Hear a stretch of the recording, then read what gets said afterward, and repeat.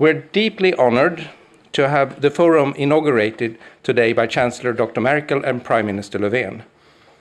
With those opening words, I hand over to the Swedish Minister of Enterprise and Innovation, Mr. Mikael Damberg. Please.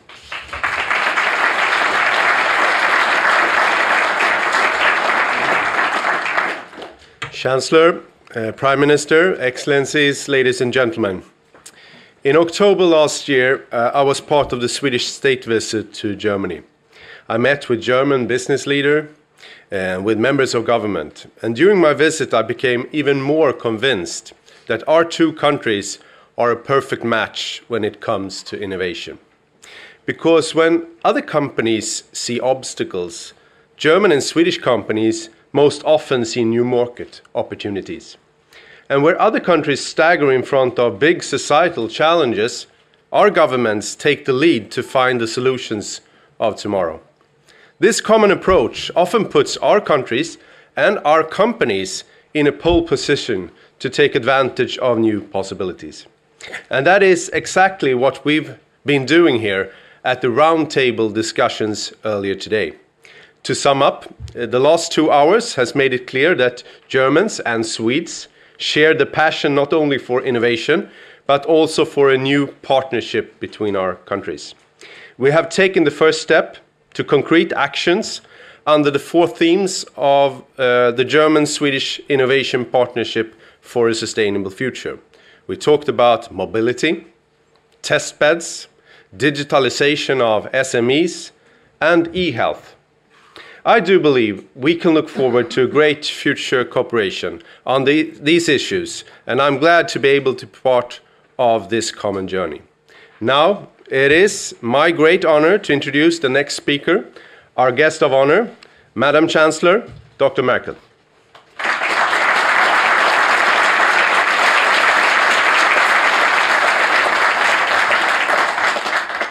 Ja, danke schön. Ich werde Deutsch sprechen. I will speak German, so use your devices if you don't understand the language.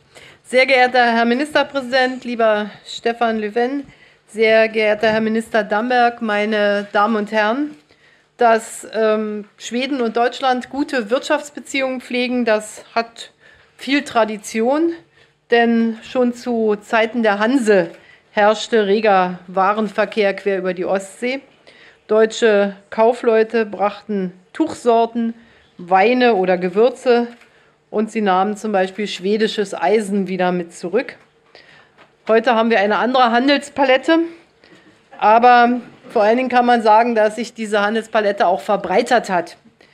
Heute ist Deutschland der wichtigste Handelspartner Schwedens und auch was Direktinvestitionen anbelangt, sind sich die beiden Länder außerordentlich nahe.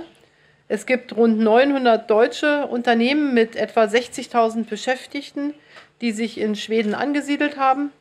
Umgekehrt sind sogar über 1.200 schwedische Unternehmen mit mehr als 100.000 Arbeitsplätzen in Deutschland tätig.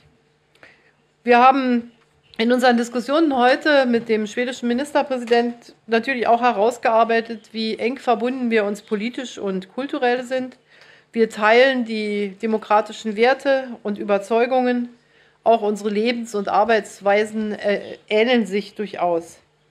Mein Wahlkreis, zu dem die Hansestadt Stralsund gehört und die Insel Rügen, stand viele Jahre unter schwedischer Krone. Und daran erinnert vieles in Stralsund. Zum Beispiel auch die jährlich stattfindenden Wallensteintage und ich lade Sie auch alle ein, durchaus Stralsund zu besuchen. Es gehört inzwischen zum Weltkulturerbe, ist wunderbar wieder aufgebaut nach der deutschen Einheit. Also, wir haben sehr vielfältige Beziehungen, enge Beziehungen und das macht es uns auch sehr einfach, gemeinsame Herausforderungen nicht nur zu beschreiben, sondern auch gemeinsam anzugehen. Und ich glaube, dieses deutsch-schwedische Technologieforum ist dafür ein herausragendes Beispiel. Und sie haben das Motto digitale Transformation gemeinsam gestalten. Und damit ist ja eine der großen Herausforderungen für uns, für unsere Länder schon beschrieben.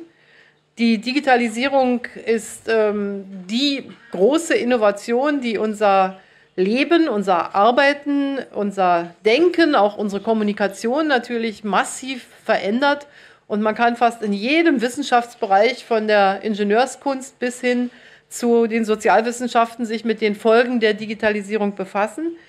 In unserem Alltag, in unserer Arbeitswelt spielt das natürlich auch eine große Rolle. Und ich glaube, über die technologischen Aspekte hinaus wünschte ich mir auch durchaus eine Zusammenarbeit. Was bedeutet das für unsere Arbeitswelt? Welche Art von Arbeitsrecht brauchen wir? Denn da stehen wir im Grunde noch sehr am Anfang dessen. Und gerade Schweden ist ja auch ein Land mit einer großen Tradition von Mitbestimmung von Arbeitnehmern und Arbeitgebern. Und Deutschland ist das ähnlich. Und da müssen wir uns auch über die Folgen Gedanken machen. Aber heute sind wir erstmal auf der technischen Seite mit diesem Technologieforum. Und wir sehen, dass die Informationstechnik die Wertschöpfungsketten vollkommen verändert. Das Internet der Dinge, die 3D-Drucker und vor allen Dingen die datengetriebenen Geschäftsmodelle verändern unsere Art zu wirtschaften. Und wir müssen die Gefahren oder die Risiken deutlich sehen. Wenn wir diese Herausforderung nicht annehmen, dann könnten wir sehr schnell zur verlängerten Werkbank derer werden, die Kundenkontakte in der Hand halten. Und das dürfen wir den Internetfirmen nicht überlassen, sondern das müssen diejenigen, die die Wertschöpfungskette beherrschen, heute auch in Zukunft tun. Und deshalb müssen wir uns hier anstrengen. Und der Ministerpräsident und ich werben oft auch im Europäischen Rat dafür, diese Dinge ernst zu nehmen, weil die normale Zeit europäischer Entscheidungen ist etwas zu lang, um dem Tempo der Veränderung unserer Produktions- und Arbeitswelt auch zu entsprechen. Das heißt, Tempo, schnelle Entscheidungen sind hier das Gebot der Stunde. Und wir haben in Bratislava bei unserem Rat der 27 Mitgliedstaaten genau über dieses Thema auch gesprochen. Wie können wir schneller zu Entscheidungen kommen? Denn wir sind uns einig, der europäische Binnenmarkt von heute noch 500 Millionen Einwohnern, aber auch nach dem Austritt von Großbritannien von Hunderten von Millionen Einwohnern, ist eigentlich die richtige Größe, um sich die Wirkungen der Digitalisierung auch entfalten zu lassen und die Potenziale wirklich zu heben. Wir haben natürlich auf unserem europäischen Binnenmarkt das Sprachproblem, aber in der digitalen Welt feiert die englische Sprache ja mindestens so viele Triumphe wie in der realen. Und deshalb glaube ich, dass der Entwicklung des digitalen Binnenmarktes unser Ziel sein sollte. Wir haben eine ganze Reihe von Vorschlägen der Europäischen Kommission, die ich sehr begrüße. Fragen der Infrastruktur. Hier gibt es auch Investitionsprogramme. Wir haben ja genau das Problem, dass wir auch die ländlichen Regionen an die digitale Infrastruktur anbinden müssen, um zum Beispiel eben auch Telemedizin und anderes gut entwickeln zu können. Aber wir haben auch andere Fragen, das Big Data Management, was wir in der Datenschutzgrundverordnung rechtlich gezähmt haben, aber wo die unbestimmten Rechtsbegriffe noch recht zahlreich sind. Hier sollten wir uns zwischen Schweden und Deutschland auch bei der Umsetzung durchaus austauschen. Und wir haben dann so schwierige Fragen wie das Urheberrecht, die auch einer schnellen Antwort harren, und vor allen Dingen auch die Standards für die Plattformwirtschaft sind natürlich äußerst wichtig. Wir müssen deshalb Schweden und Deutschland nach meiner festen Auffassung sehr darauf drängen, dass die digitale Agenda auch in dieser Legislaturperiode der Europäischen Kommission weitestgehend abgearbeitet wird. Denn wir können uns hier Rückfälle nicht leisten. Und da Europa ja eher nach dem Prinzip vorgeht, alles, was neu ist, muss geregelt werden und nicht alles, was nicht geregelt ist, ist erlaubt, sind wir sowieso in einem strukturellen Nachteil gegenüber den Vereinigten Staaten von Amerika zum Beispiel. Und deshalb müssen schnell die Dinge geregelt werden. Der digitale Binnenmarkt und der Austausch mit anderen Regionen der Welt führt natürlich auch dazu, dass wir Befürworter des freien Handels sind. Das ist Schweden, das traditionell, und das ist auch Deutschland, wenngleich wir hier auch heiße Diskussionen hatten. Wenn ich nur an CETA zum Beispiel denke, an das Freihandelsabkommen mit Kanada. Ich bin sehr froh, dass das dann doch europaweit gelungen ist, das mit Kanada abzuschließen, denn es war ja ein Stück aus dem Tollhaus, dass ausgerechnet ein Freihandelsabkommen, was zum ersten Mal auch soziale Standards, Verbraucherstandards, ökologische Standards mit beinhaltet, dass das noch schärfer bekämpft wird als ein Freihandelsabkommen, was alle diese Standards nicht beinhaltet. Und ich glaube, Das war schon ein Meilenstein, dass wir das geschafft haben. Und wenn es nach mir geht, dann könnten wir auch mit den Vereinigten Staaten von Amerika ein Freihandelsabkommen abschließen. Aber da waren die Diskussionen noch schwieriger und im Augenblick müssen wir da auch erst einmal abwarten, wie sich die Dinge entwickeln. Schweden und Deutschland gehören zu den innovationsstärksten Ländern der Europäischen Union. Ich habe gerade gelernt, Schweden gibt 3,5% des Bruttoinlandsprodukts für Forschung aus, wir nur 3% in Deutschland. Darauf waren wir eigentlich bis heute stolz, oder ich, aber nun muss ich sehen, dass wir aufholen müssen. Und wir legen damit natürlich die Grundlagen für unsere Produktivität und auch für die Möglichkeit, wettbewerbsfähige Produkte herzustellen, was die Grundlage für unseren Wohlstand ist. Denn ansonsten werden wir keine hohen Löhne zahlen können und das ist schon sehr entscheidend. Die gemeinsame Initiative der Deutsch-Schwedischen Handelskammer und der Königlich Schwedischen Akademie der Ingenieurwissenschaften dient ja genau dieser Entwicklung, uns näher zusammenzubringen. Und das neue bilaterale Technologieforum wird von mir sehr begrüßt. Ich glaube, das ist eine gute Plattform, um sich auszutauschen und das Know-how aus beiden Ländern auch zu bündeln. Die Wirtschaftsministerien haben darüber sehr erfolgreiche Gespräche geführt und ein erster runder Tisch, das wurde ja eben von dem Minister auch gesagt, hat heute schon stattgefunden und wir sollten diese Kooperation kontinuierlich fortsetzen. Sie haben die Felder genannt, in denen das geschieht.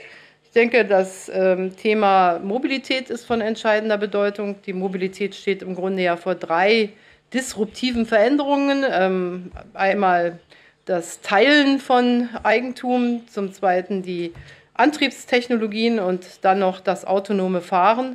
Und wenn unsere Länder diese Entwicklungen verpassen, dann ist damit natürlich für unsere Wirtschaft, für unsere beiden Wirtschaften wäre ein tiefer Einschnitt verbunden. Deshalb müssen wir hier vorne mit dabei sein. Dann das Thema Life Sciences und E-Health. Und wir glauben auch, dass ein solches Technologieforum helfen kann, die Entwicklung noch nachhaltiger zu gestalten, energieeffizienter. Deutschland und Schweden sind beide den Themen Energieeffizienz, erneuerbare Energien und Klimaschutz sehr verpflichtet. Und deshalb ist das sehr wichtig. Noch einmal zurück zum Thema Mobilität. Hier müssen wir natürlich auch gemeinsam sehen, wie wir die Infrastruktur für die neuen Antriebstechnologien aufbauen. Und ich denke, auch hier können wir voneinander lernen. Insgesamt also ein gutes Mittel, eine gute Methode, nicht nur im Gespräch zu bleiben, sondern auch gemeinsam Dinge voranzubringen. Und ich kann nur allen danken, die sich in diese Initiative einbringen.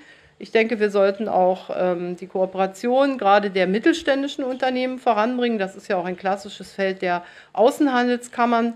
Denn die großen Unternehmen schaffen den Sprung in die Digitalisierung ganz gut, aber die kleineren, da brauchen wir auch wirkliche unterstützende Maßnahmen durch die Politik. Wir haben in Deutschland mit der Plattform Industrie 4.0 gerade auch die Mittelständler ins Visier genommen, denn sie sind die Zulieferer für die großen Unternehmen und die müssen genauso schnell vorankommen wie andere. Insgesamt also danke, dass ich heute hier dabei sein kann und ich glaube, Herr Ministerpräsident, das ist ein sehr gutes Beispiel praktisch gelebter Kooperation. Wenn wir an einem Tisch sitzen und uns austauschen, ist das auch schön, aber hier sieht man, dass etwas auch außerhalb der politischen Landschaft geschieht und das begrüße ich sehr.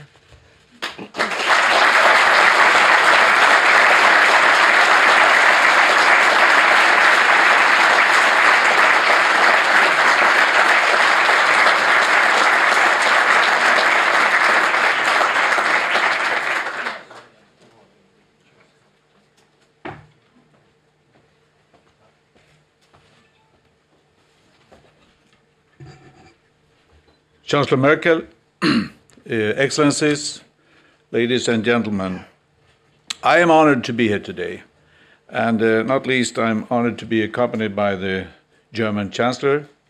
It's a pleasure to not least hear about the breadth in the Swedish-German cooperation in the field of innovation, and I'm very happy to be here for the opening of the German Swedish Tech Forum.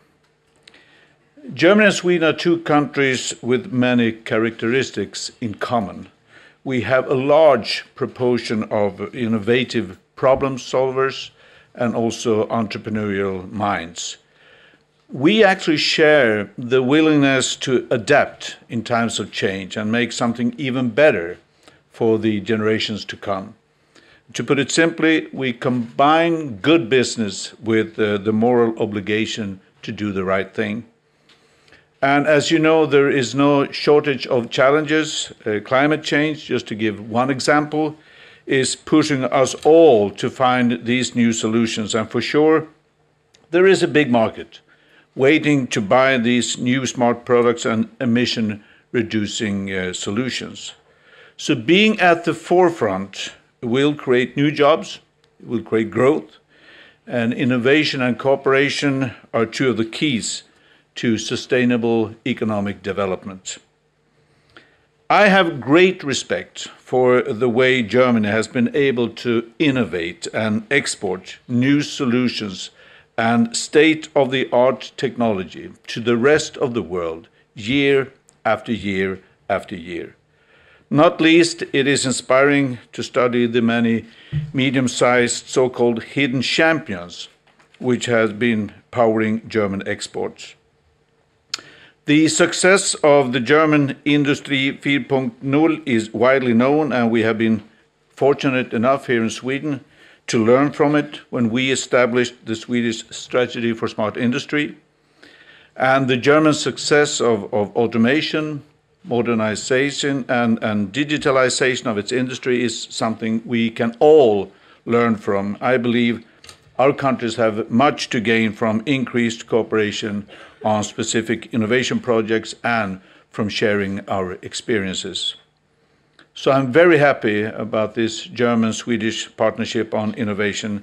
I see great potential in partnering more closely, both bilaterally but also within the European Union. Innovation is actually one of the things I personally find most fascinating and inspiring. As the proud founding country of both Skype and Spotify, with Stockholm being second only to Silicon Valley in terms of the number of startups per capita in the whole world, we will continue to foster a development where new ways of thinking and smart solutions are encouraged from preschools to universities. And Swedish success depends, of course, on our ability to stay competitive in a globalized economy. We will compete with knowledge and with skills, and therefore we need the best schools for our children. We need to ensure access to good education, not only during the first 20, 30 years of a life, but throughout our ever-changing working life. We have increased Sweden's focus on innovation and stepped up broad cooperation. One of the first things I actually did as Prime Minister was to set up a National Innovation Council, which I chair and which is now working with representatives of business, politics, trade unions, academia and civil society, because we want to clear paths for development and growth. And we strive to learn from positive examples. For one of the first meetings that we had, the Council invited a German expert because we wanted him to explain more about the Energiewende, the impressive policy encompassing all key sectors for transition to green, low-carbon energy. But I also want to underline one thing. This is not something that we're doing only for business. We do this with businesses, and that's important, because the success of Swedish innovation is built on a close collaboration with industry and other stakeholders. And that is why we have created innovation partnership programs and also the concept of Testbed Sweden. We are currently running 5 programs addressing next generation transport system, smart cities, circular and bioeconomy, life sciences, and lastly, connected industry and new materials. And of course, digitalization is obviously at the forefront of them all. And then one can ask, what does this idea of cooperation for innovation mean in practice? Let me just give you one example. Just a few months ago, the world's first electric public road was opened in Sandviken, about 200 kilometers north of where we are right now.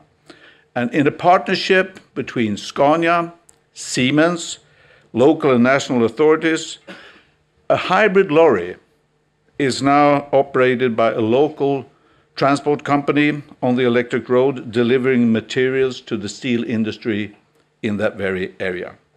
So this has gone from being a vision for the future to a reality today. And it gives us a hint of what can be done to achieve a fossil-free transport sector. And I'm eager to continue this journey with all of you here. Today's roundtable has initiated a new and stronger German-Swedish partnership for innovation, 4 priorities. First, mobility, because we know that the demands on transportation will continue to rise. Future travel and transport have to cut down greenhouse gas emissions dramatically if we are to save this planet. Second, digitalization. Both Sweden and Germany have strategies for smarter, connected and more competitive industries, and we also face the challenge of to get the small and medium-sized enterprises to lead this digital transformation. Third, strengthening e-health. Our populations are getting older. The demands for quality and healthcare are increasing, and we need to seize also this opportunity or these opportunities of digitalization to improve quality, efficiency, and also access to healthcare. And fourth, lastly, we will improve test facilities for industrial development. A global competition is increasing, and we need, in this environment, take our innovation capacity to a new level. And we aim to increase the number of innovations tested in real-life environments and launched on the global market. So finally, Chancellor Merkel, this partnership brings together our governments, businesses, and institutions. And it paves the way for deepened future cooperation and for new innovative breakthroughs. I look forward to our growing partnership, where we will work together to promote growth and economic development in the best interests of everyone. Thank you very much.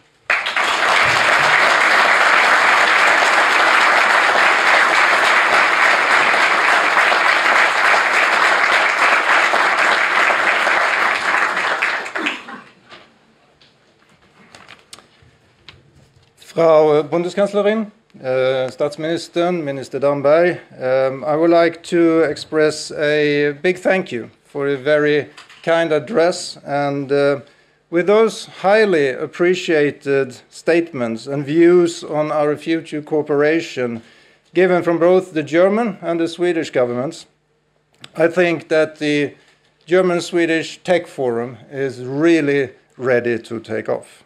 And the German Swedish Chamber of Commerce and IVA feel very much honored by your presence and are really excited now to start this new bilateral arena for exchanging knowledge and experiences on the digitalization of our economy. And we have a very ambitious program going forward, and it's a long-term program. And among the several activities in the near future, we plan a follow-up conference in Stuttgart next year, which underlines the long-term perspective of our forum. Und Frau Bundeskanzlerin, es war eine besondere Ehre für uns, dass Sie hier war, und wir können dann dieses German Swedish Tech Forum aus der Tafel heben zu können. Und herzlichen Dank für Ihr Kommen, und ich wünsche Ihnen eine gute Rückreise nach Berlin, das auch zeitweise meine Heimstadt war. So noch einmal vielen Dank für Kommen und auf Wiedersehen. Thank you very much.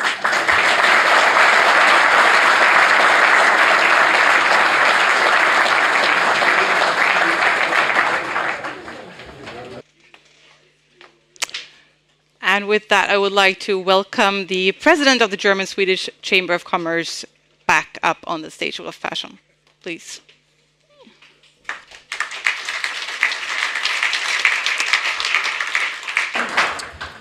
Thank you so much, and it's very good to be here and see that so many of you are here as well and listening to this German Swedish Tech Forum kick-off and starting off. And it's actually, this journey started 3 years ago when we actually discussed the strength of the Swedish ICT sector with Mr. Franz Fehrenbach, the CEO of the well-known and major German technology company Bosch.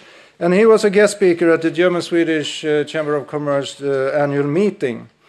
And during that discussion, he asked a question which triggered us to start thinking about. He said, why doesn't Sweden market its IT competence better in Germany? We need your competence in our efforts to succeed in the digitalization of the industry. And this was the starting point to have a discussion in the chamber about creating a bilateral innovation forum focusing on the digitalization of the industry.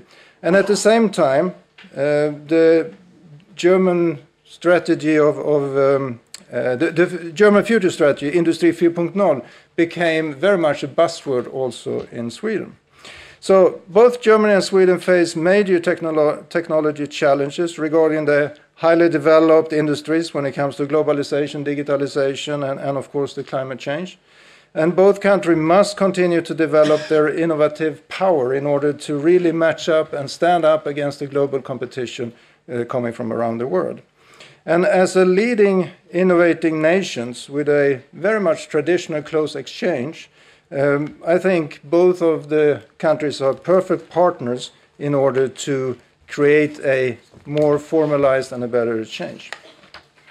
So we started then to looking at the partner because we realized that the Tysk-Svenska Handelskammaren was not fitted for do it alone. And then we actually found or had discussions with IVA, and it turned out to be the ideal for this purpose. Because IVA emphasizes on innovation and benchmarking across the borders, and with its connection both to the industry and the research sector in Sweden, we found that IVA actually shared very much of the vision of this initiative. And also, the projects within IVA that goes across all industries are all focusing in one way or the other on digitalization. The German Swedish Chamber of Commerce, on the other hand, is then very much connected in our economies. We have more than 1,200 member companies. We have 60 employees here in Stockholm who is then helping on a day-to-day basis these companies, mainly German companies, in coming to Sweden.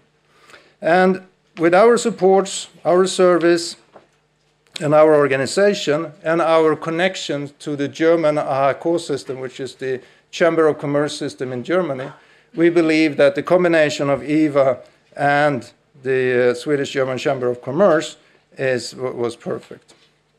Because our member companies, they ask very much for projects, for information, and for connections in order to learn, develop, and incorporate solutions for their own businesses. So this is one of the most frequently asked questions, if you would like to say. And now, 3 years after our first discussion with Bosch, which, by the way, now have invested largely in the development of mobile solutions in Sweden, we are actually then happy to launch this new bilateral innovation forum, the German Swedish Tech Forum, together with IVA.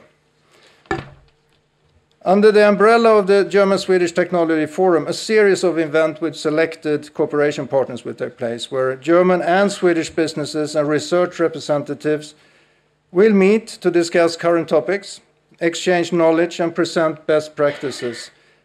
The forum shall help to create new cooperations between German and Swedish research industry and making the industry on both sides of the Baltic Sea more innovative and competitive in the long run. As you can hear, there is no small setting out for this project.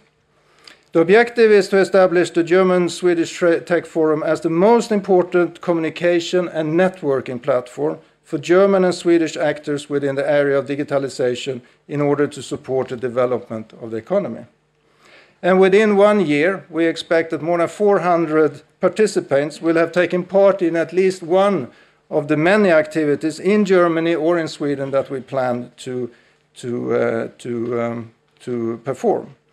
And in a period of 3 years, our expectations is that we would like to see a concrete cooperation based upon the platform that this Tech Forum consists of. And if you look at the target group for the German Swedish Tech Forum, it consists of decision makers and experts in German and Swedish businesses and organizations of all sizes, and that's important to stress, from large companies, multinational companies, to small and medium, but also startup companies. We're also going to see representatives from research organizations, university, industry sector organizations, and of course politicians.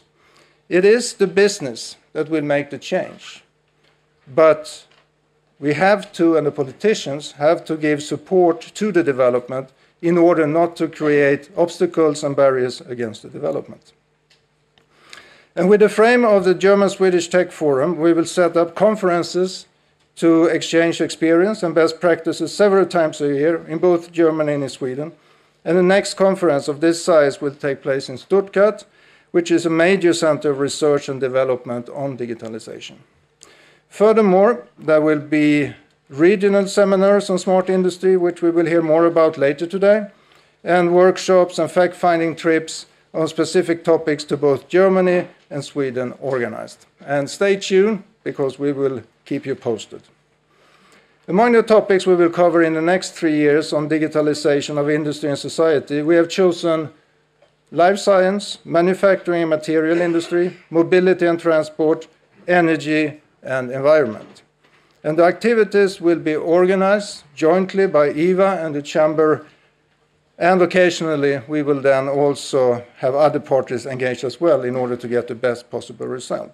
So, on behalf of both partners, very welcome to join us in the German-Swedish Tech Forum for the next 3 years, or longer if that's what it takes.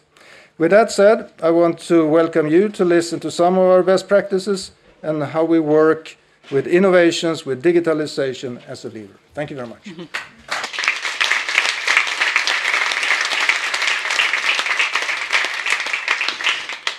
Olof, you said 3 years or longer if that is what it takes. How will you decide after 3 years if you, I mean, what is... I think my experience of those kind of platforms is that once it's get rolling and once it's really get the momentum, you will start to see so much influx of new ideas and new energy, so this will keep on rolling. And I really hope that we see that. The start will be very important, that we start to get some really quick wins, and that we also can show results, because that spread around that positive news, and then more people wants to get engaged, and then you get a positive momentum. So what you're saying is that you hope that you won't be needed in 3 years' time. That's another way of putting it. Yeah. I'm a journalist. I try to make things concrete. So you said the start is very beginning, and the start is today. Yep. What would you like these people here to go home tonight and think or feel? I think with the examples that we're going to see during this afternoon, hopefully that sparks some ideas in your different organizations and with your personally. And then also, I think one step that is which I've seen being extremely useful, is to really participate in one of the fact-finding trips that we're going to do over the years to come here to Germany and from Germany to Sweden. Those are eye-openers and brings back a lot of ideas into the organizations, and that's what I would hope. Will you take part yourself? If I can, if I have time, yeah, I will. Yeah. Definitely. I would just ask you, this is a big question, I know, but I would like you to help us, because we have mentioned Industry 4.0 several times now. A lot of people here know what it is. Some might not know what it is, and I always like us all to be on the same page, let's say. Could you just, in a few sentences, if you can, I know it's a lot to ask, tell us what is Industry 4.0? Then you have to define what is few sentences. Is that like... Okay, no, they were early, so we have a few extra minutes, so take your time. I will try. And I guess we will come back to it during the discussions today. But the way I see it is two sides. One is, of course, the enormous focus that the German government, together with a lot of different organizations in Germany, has to put together an action program and really sort of making sure that it's comprising and also including the whole industry in all aspects. And so that's one part of it. There's a lot of projects and research going on and really utilizing the whole sort of power that the German both engineering and research organization or country can put together. The second one, which we tend to forget sometimes, it's not that much about technology, in my view on it. I might be proven wrong. It's a technology part of it, but it's very much also around the philosophy around digitalization, the impacts of the digitalization for society at large, not only for the industry, but also for the users and for the actually people who live in a country that are being more and more digitalized. So it's a... And it has become something of a buzzword. I mean, the Chancellor uses it all the time, and she used it today also. Do we lack a buzzword like that in Sweden, do you think? If we lack it? Yeah. Like it or lack it. Should we have a buzzword like that? Yeah, it might come up. We can steal theirs. Yeah, or we can come up with someone during these 3 years and see. Perfect. Well, thank you so much, Olof Persson. Thank you.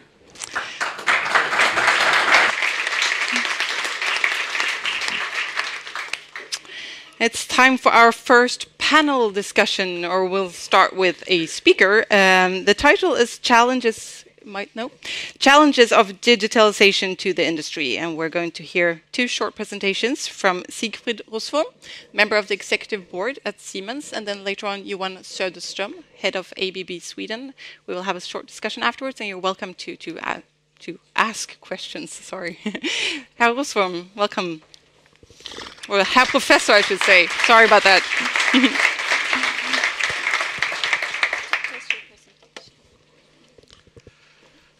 Well, good afternoon, mina damer och herrar. And that's all of my Swedish. Because what I learned is that Olof has picked up much more German than what I picked up in Swedish. At least it got rusty. Whoever wants money from me typically understands my Swedish, or taxi drivers and the like. Otherwise, I stay with the lingua franca of the digital age. Actually, Olof, you've taken quite some thunder of what I wanted to discuss with you. The age of digitalization in manufacturing. For me, it's a great pleasure to be here, an honor to be invited, not the least because it's like coming back to Sweden. It always feels a little bit like coming home. And from these years here, I still have quite many pleasant and inspiring relationships. And that's just an example that many of us here have experienced. Exchanging ideas, not coming from the same corner, having different perspectives on the complexity of the modern world, that speeds up innovation. It gives truly new perspectives and new ideas. And I hope that this platform that we are forming today is indeed such an opportunity to share views, to sometimes exchange conflicting views, and look for the better synthesis out of that. So, the ages of digitalization. Let me start with some number crunching. We are taking big steps towards the Internet of Everything. By 2016, the number of connected devices has already risen above 22 billion. And if somebody would ask how precise is that number, it doesn't matter in the exponential curve. It's then just a matter of months whether we reach a certain number. Not only high value or critical assets are connected, but virtually every device or component can be networked. And this technological revolution comes with one very special characteristic. Unlike in the past, where new technologies were typically linked to new and expensive hardware, thus starting as investment goods in a B2B environment, digitalization takes advantage of all existing assets. It essentially comes with zero variable costs. And thus, scale is everything when it comes to economic viability and success. For the first time, it is the B2C market that sets the pace, since it provides considerably more of the scale. And in a way, digital manufacturing is the adaptation of digital consumer technology within production. Yet, we must not forget, unlike in the consumer space, in the B2B environment, innovation is not a purpose in itself, and it's not justified by just being fancy.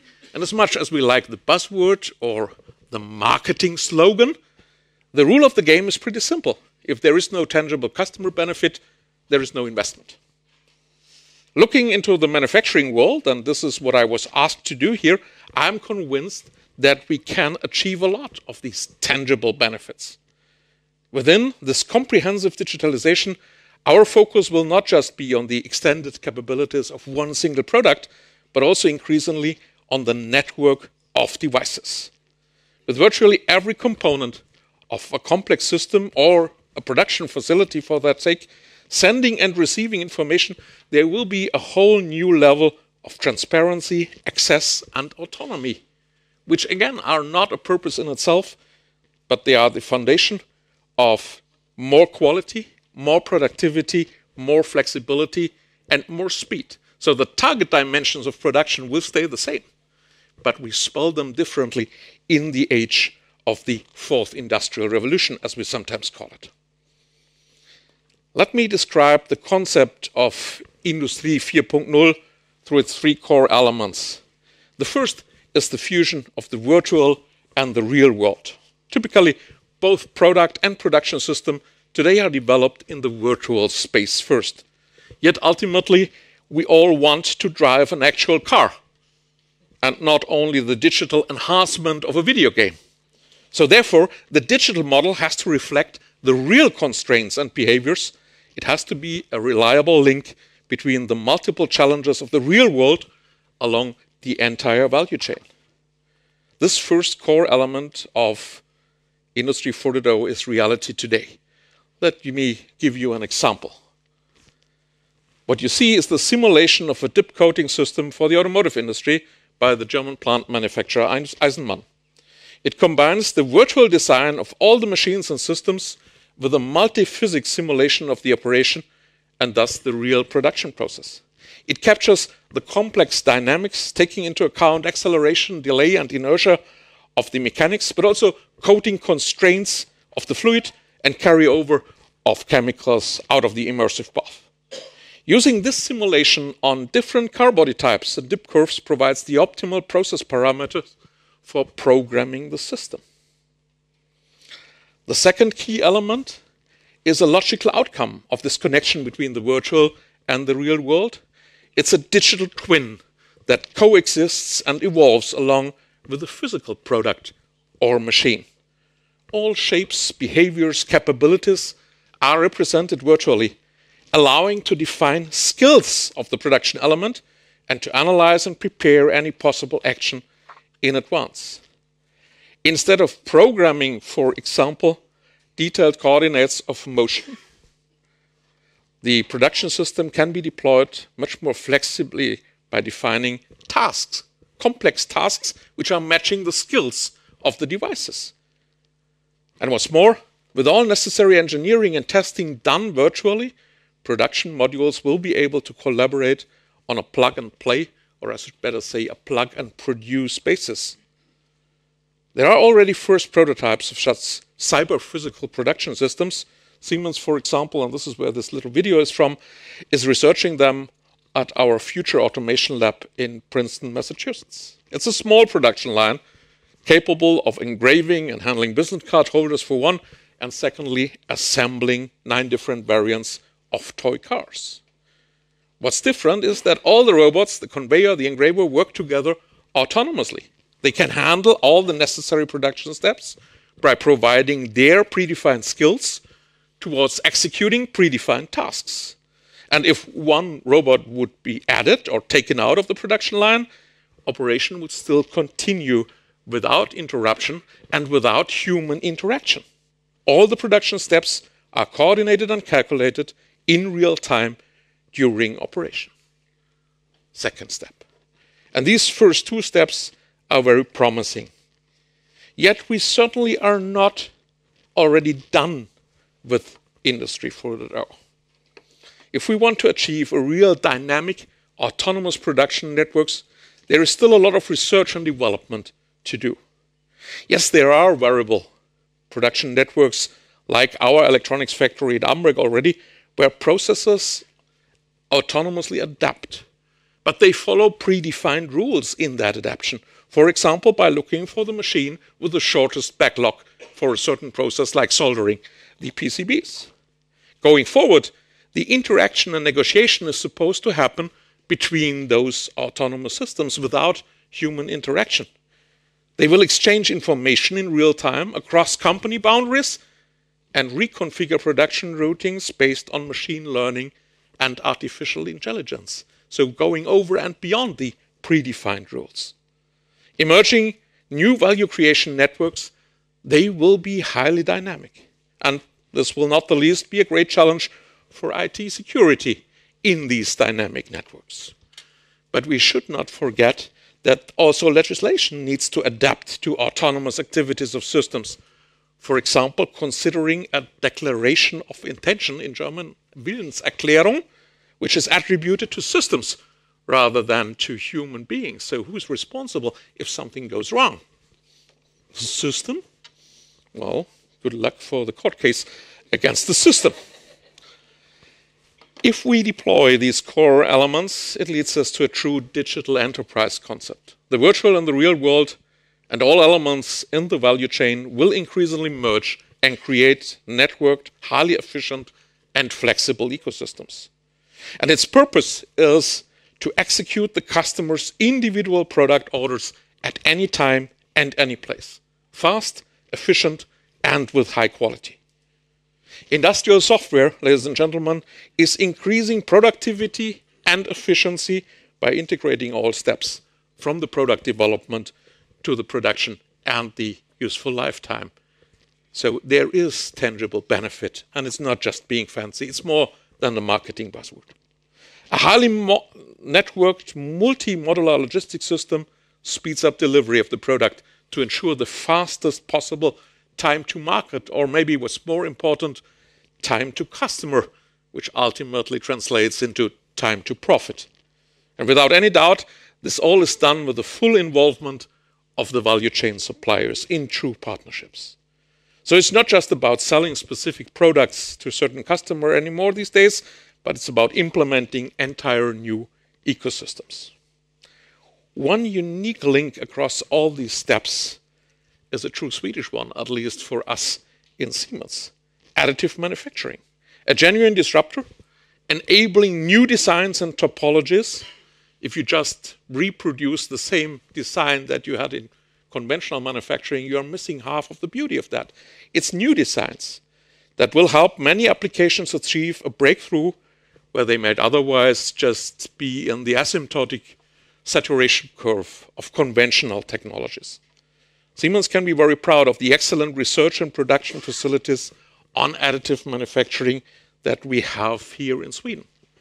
Actually, our colleagues in Finspång, what I learned, the roots of Swedish industrialists, at least that's what the guys at Finspång told me, are contributing great know-how in these new manufacturing methods, and they are truly the focal spot within the Siemens global network.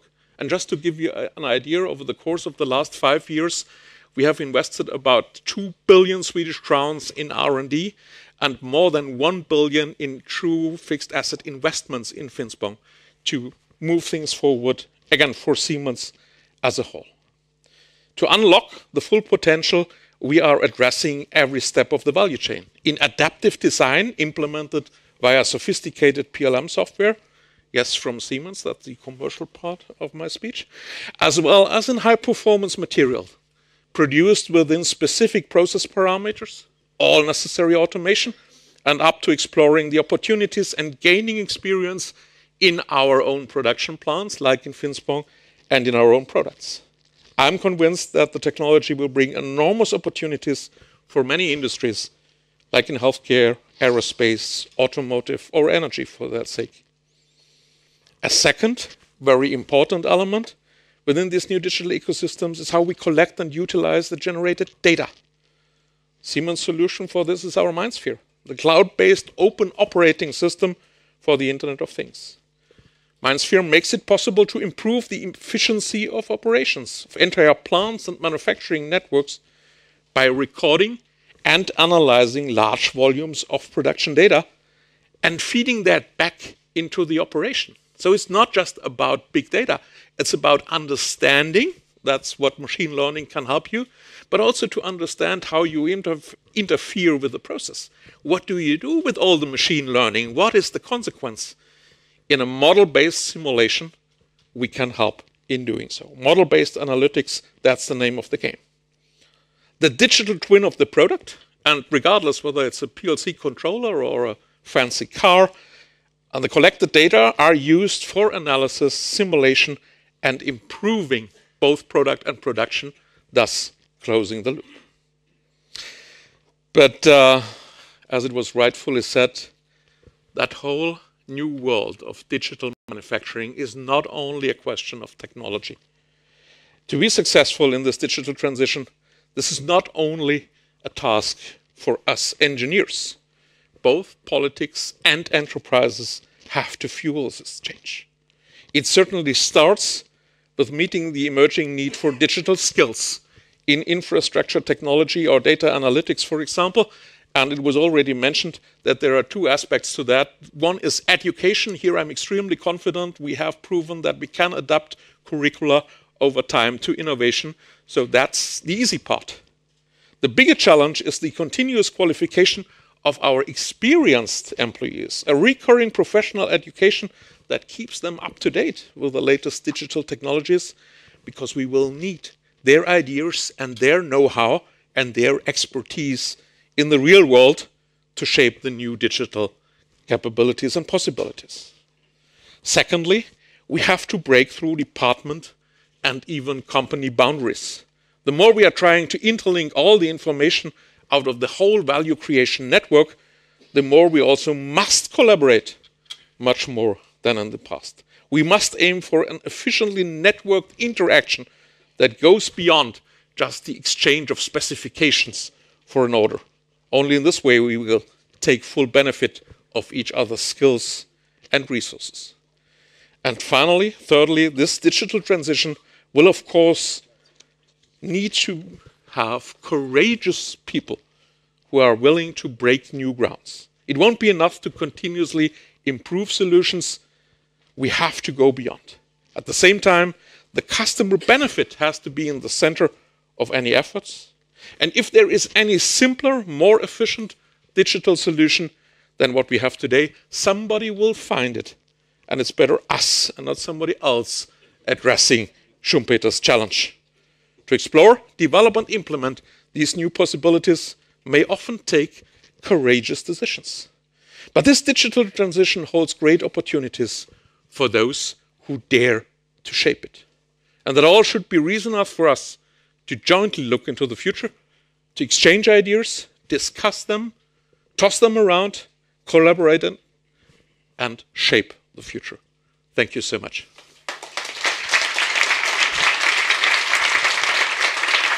Thank you.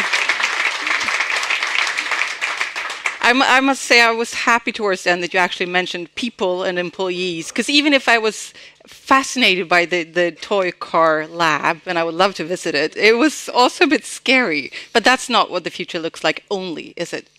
Now, I trust that the distribution of human labor and automation will, by and large, be the same. The big opportunity is the higher flexibility that we have. Lot size 1, a single product individualized for you, was the work of an artist in the past, at the price of an artist. We can provide these lot sizes of 1, these individualized products, by the use of all the digital technology, and still we will need human labor to do that. So the balance will still exist. We just get more out of it for all of us. By the way, how long did this human being live in Sweden for? 4 years. 4 years? But ages ago. Ages ago.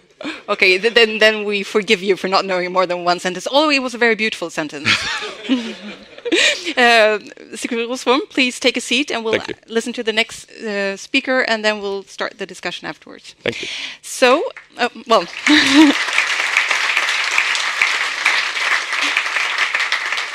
Our next speaker is Johan Söderström, head of ABB Sweden.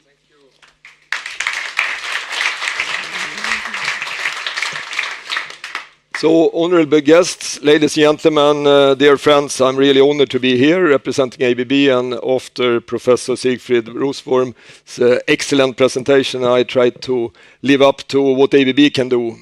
Siemens is a supplier, Siemens is a customer, Siemens is sometimes a competitor, but we work good together and we have enough to do. Machines speak I start with a little language, film about ABB first. but progress starts with understanding.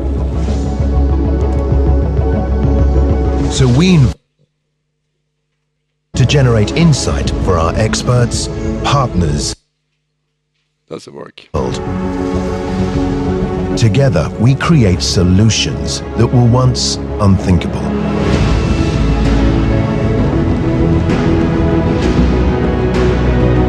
This is the beginning of a new era. Let's write the future.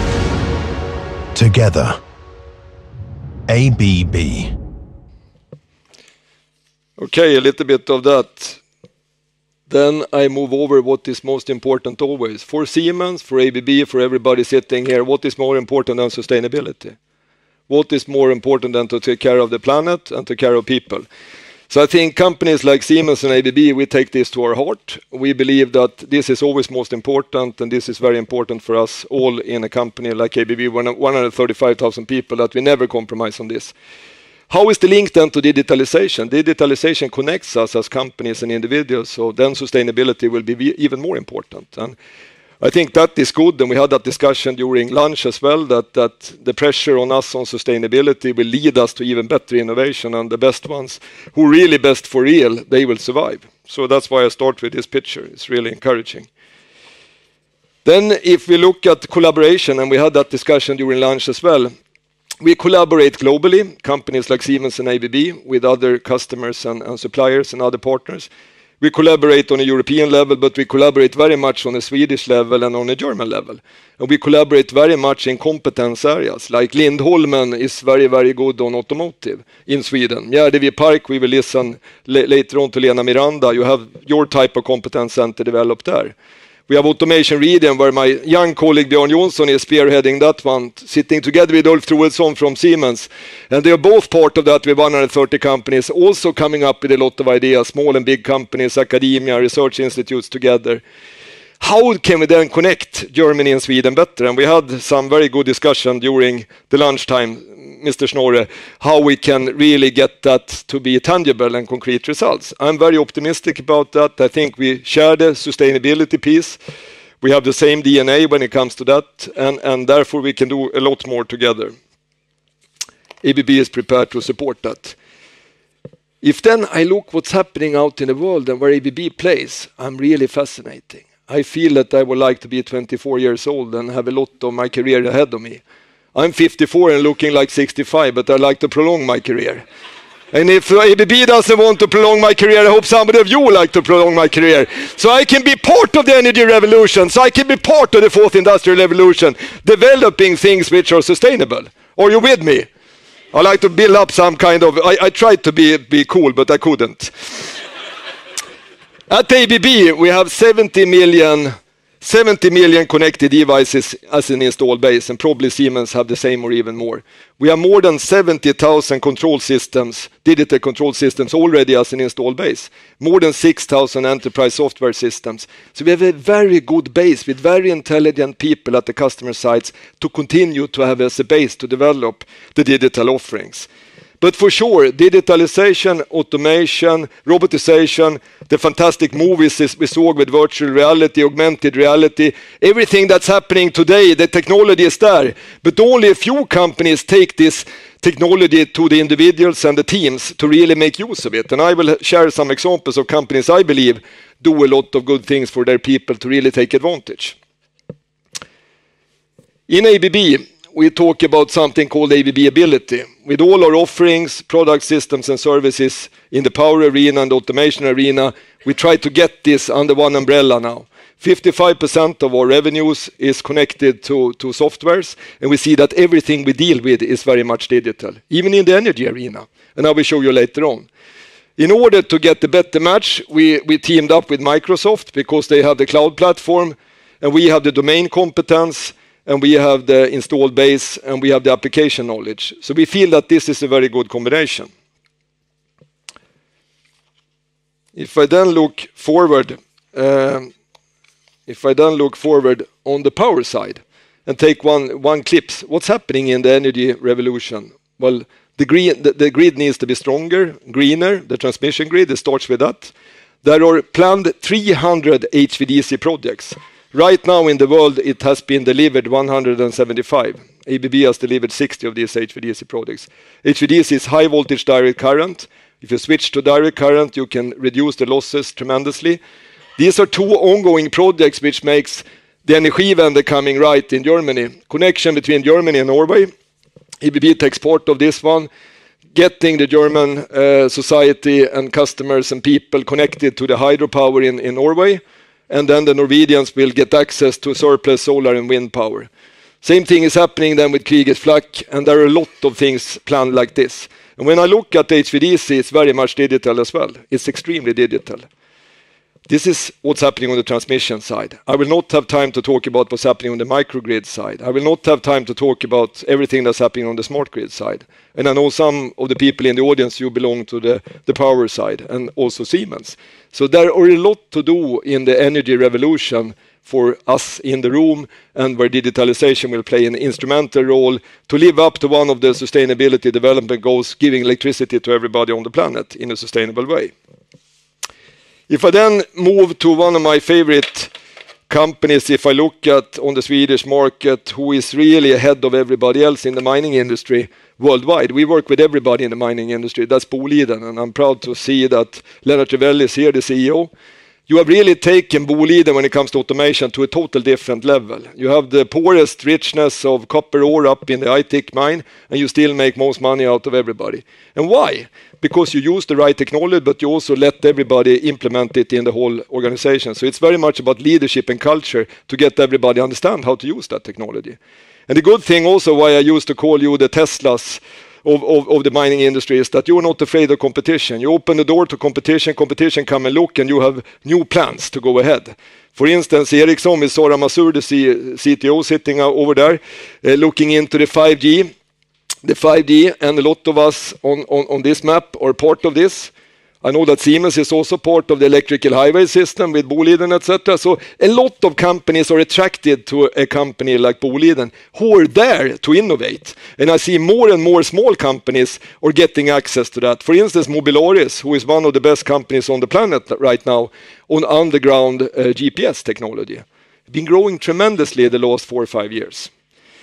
So I think that is an arena for us from Sweden where we are pretty good in process industry, and you are better in discrete manufacturing in Germany for sure. You are the best in the world.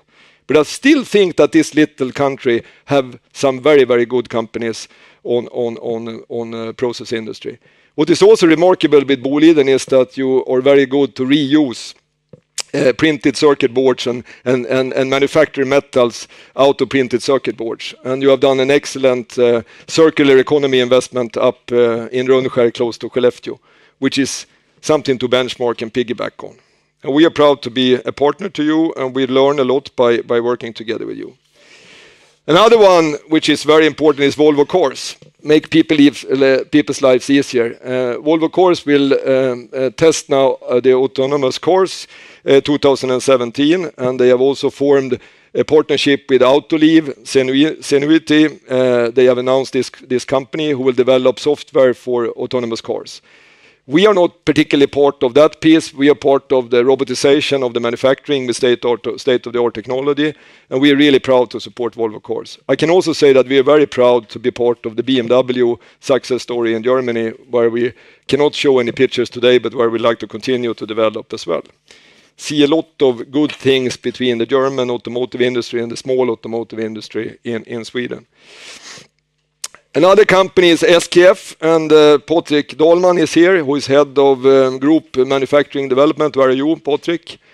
You are one of the manufacturing industries who really take digital to your heart, and you do a lot of investments right now in Sweden, in Germany, and in the US. And you have the plan to digitalize 30 factories, and we are part of it. I think Siemens is part of it as well. So a number of companies are part of it, a number of small companies as well. And I've heard very brutal figures of what you think you can achieve when it comes to productivity. You believe that 70% of the people are not needed, and that is a very tough call.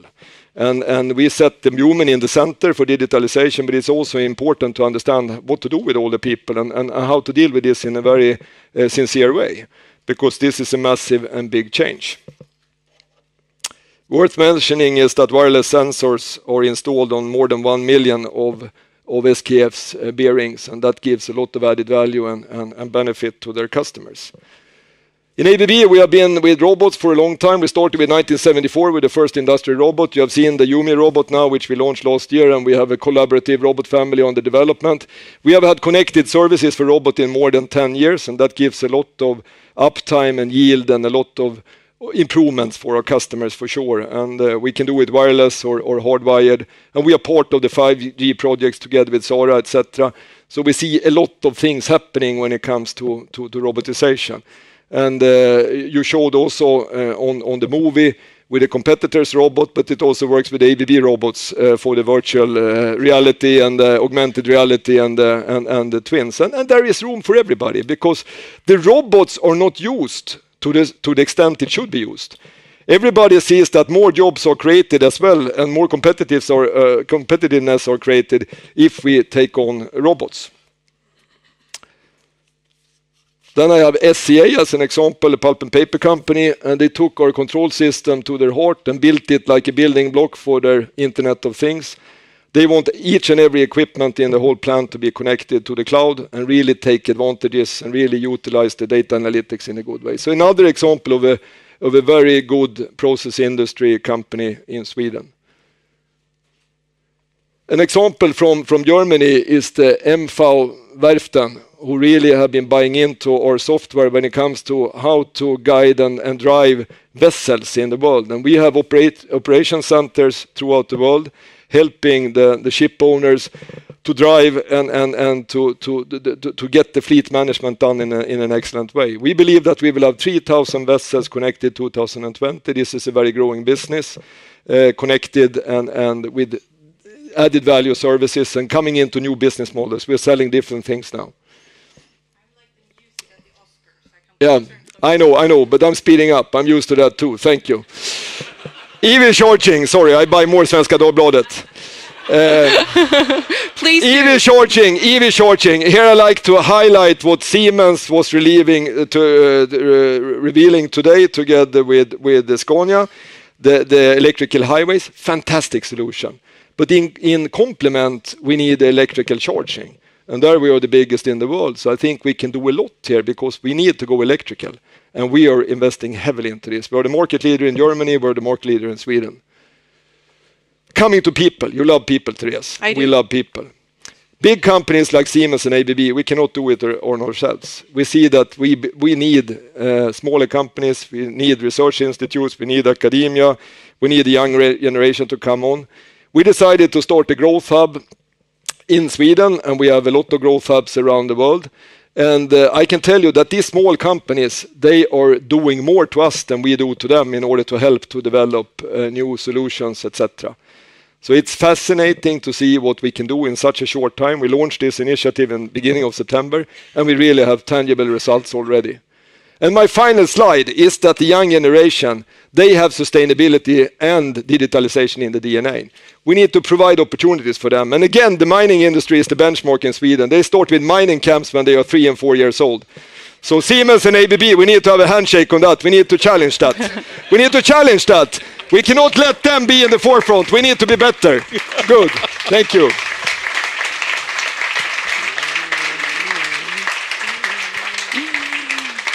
I'm happy to hear that you started networking already over lunch. Any secret deals you can tell us about? No, I mean, I've been making a career without meeting competition because I have integrity highest on the agenda. But at the same time, Siemens is buying a lot and we sell a lot to them. So maybe I need to reconsider, but I need a lawyer with me. Yeah. But you are not dangerous because you're CTO. But I mean, you are competitors and customers and so on. suppliers, and so on. Complex. And partners in innovation. And partners. on this German platform, Yes, Industry 4.0, Industry 4.0. that Chancellor Merkel has quoted several times. We're sitting together in the industrial leadership team. We just we changed the examples a little bit.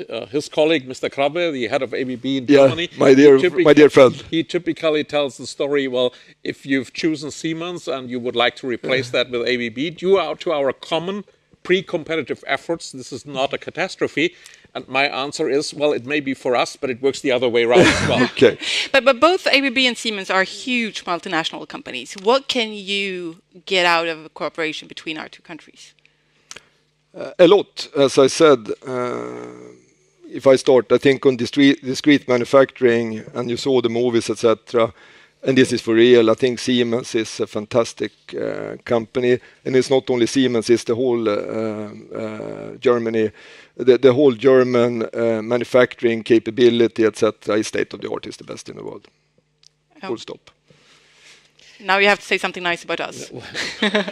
Well, especially the digital and networked world is more complex than a greenfield where you could dream of a pure ABB or a pure Siemens solution. It's nice for the marketing slides, but the real life is different. Our customers request us for a certain collaboration capabilities in their plants. So it's our customers that educate us for a reasonable collaboration. Yes, we are competitors, but our customers teach us that we should be on common grounds when it comes to significant investments. And that motivates us both. That's a good answer. But are we bad at looking at each other's countries when it comes to new technology and things like that? No, I think we have a lot. I mean, we are also a German company. We have 11,000 people in Germany, and we have one of our biggest research centers in Germany, and that one, all the individuals there are collaborating with the people in Sweden as well, where we have the biggest research center right now. So we are working seamlessly together, but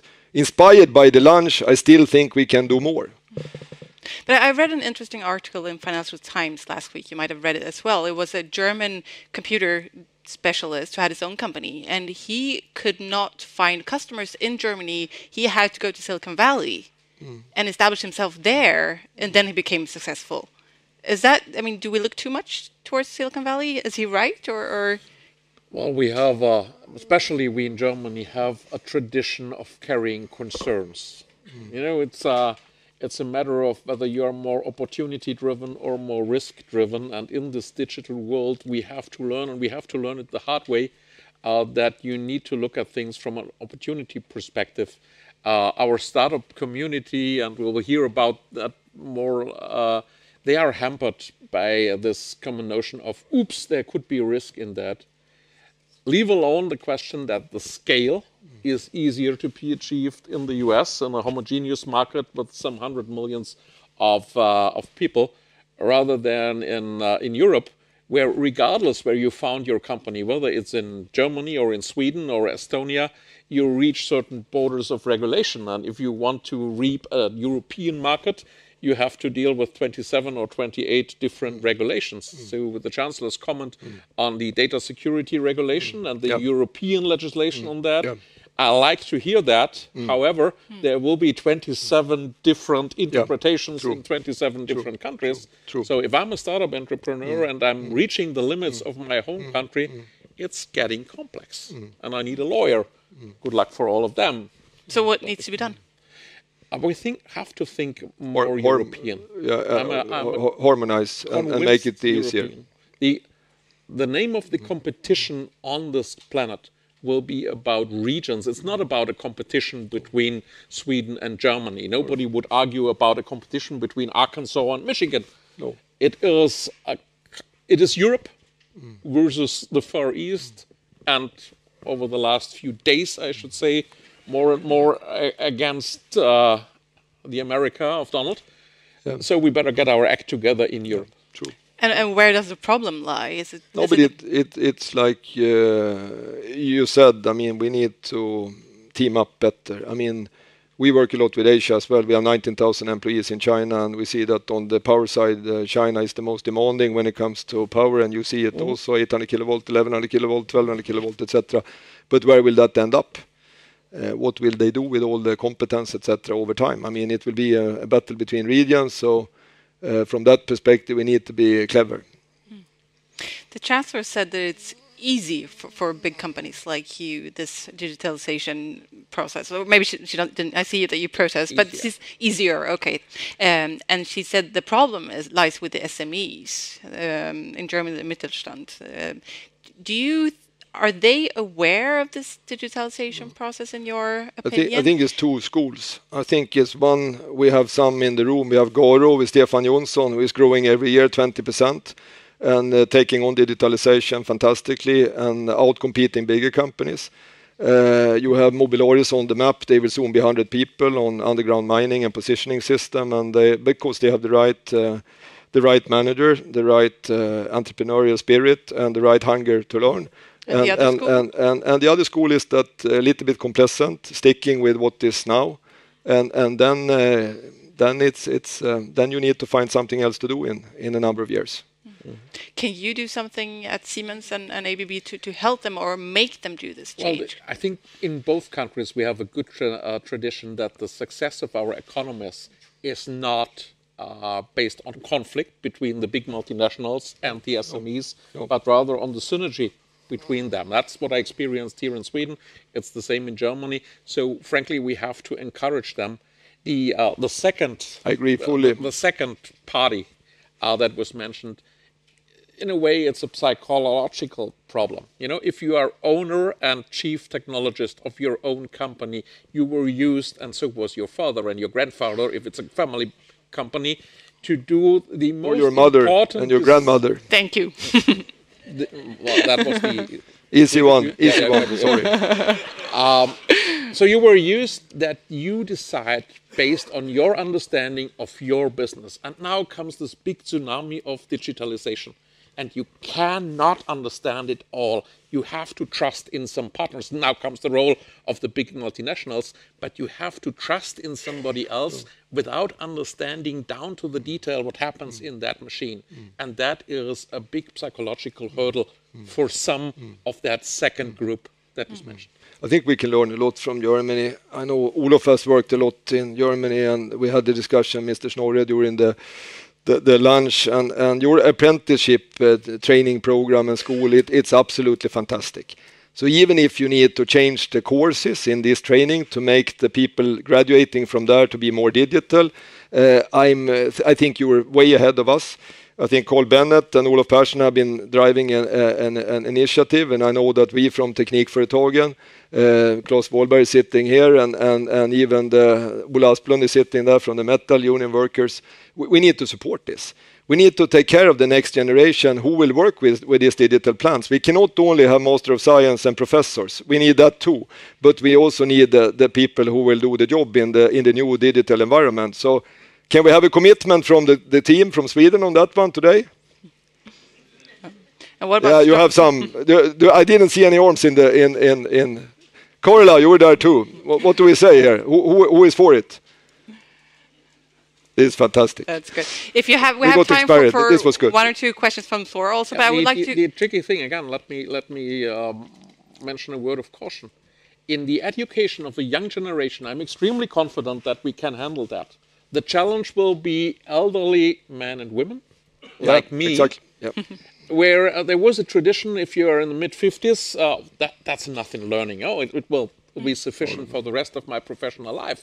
Now, regardless whether you retire with 61 or with 67, there will be one or two technological revolutions. So there is no way to escape from this lifelong learning. I agree. And it's much more difficult, this is our experience, to motivate both employees and companies and managers for that true lifelong learning than young people at universities or in our apprenticeship shops. And what about startups? I mean, everyone talks about it. I know you both work with them. Yep. How can you, I mean, what's your responsibility as multinational companies to make these companies We need to open up more. We open up these growth hubs, and we see that the more we open up, the more we gain. We were a little bit like Secret Service in the past, long time ago, hopefully. But when we are Secret Service, we don't open up and we don't get the extra eyes on it, and we don't get the speed either. I think two of our value pairs in ABB is innovation and speed, and we really need to get the speed as well, and we get the speed with working with the. What's in it for you? You're not philanthropists. Well, open innovation is the name of the game, the speed. And sometimes, I should not call it naivety, but the absence of fear to address some of the old habits. You know, in big corporations, there is this concern, well, if we do this and that, how would that interfere with our existing organization and habits and whatsoever? The absence of fear in the startups, that gives them speed, and we can use that. On the other hand, whenever a startup is over and beyond the fancy things on flowers, on cats, or whatever Owen was doing, if it's about real life, a startup in real life production, there are some skills of us old folks where we can help them. We can help a lot. We can give them test beds. We have 300 factories in Siemens, so if there is a startup with factory solutions, it's pretty easy to call up some friends that are plant managers somewhere, say, well, I have a great idea. Would you provide us a test bed? Do you take a stake in that company then, or how does that work? We have the whole 9 yards. Yep. Some we have partners without any financial interference. Some we have founded where somebody came with a good idea but without money. So the founder has X% of that company and we invest that, and everything in between is possible. Money is typically not the decisive factor, not in these days where money is cheap. We have to have a different value proposition to the startups. As Siemens, we have to bring more than money.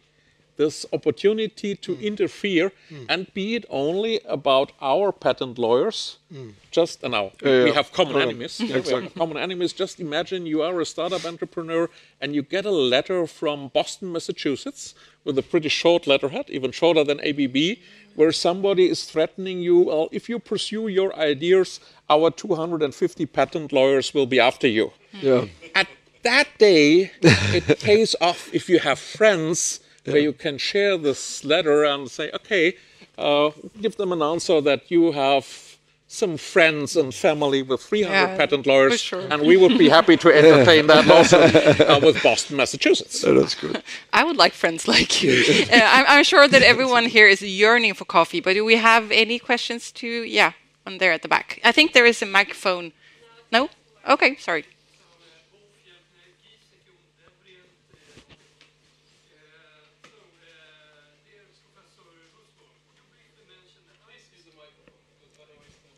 Oh.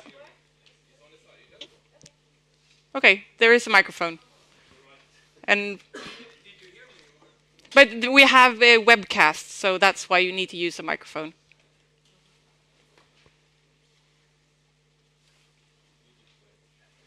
Yeah.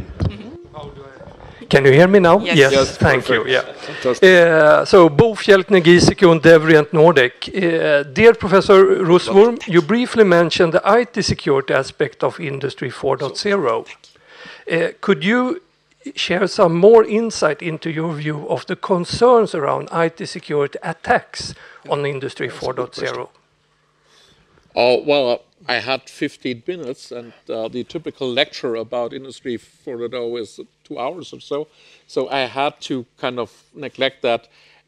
You know, if it's about networking, and networking on a broad scale, there is an aspect of confidence and trust.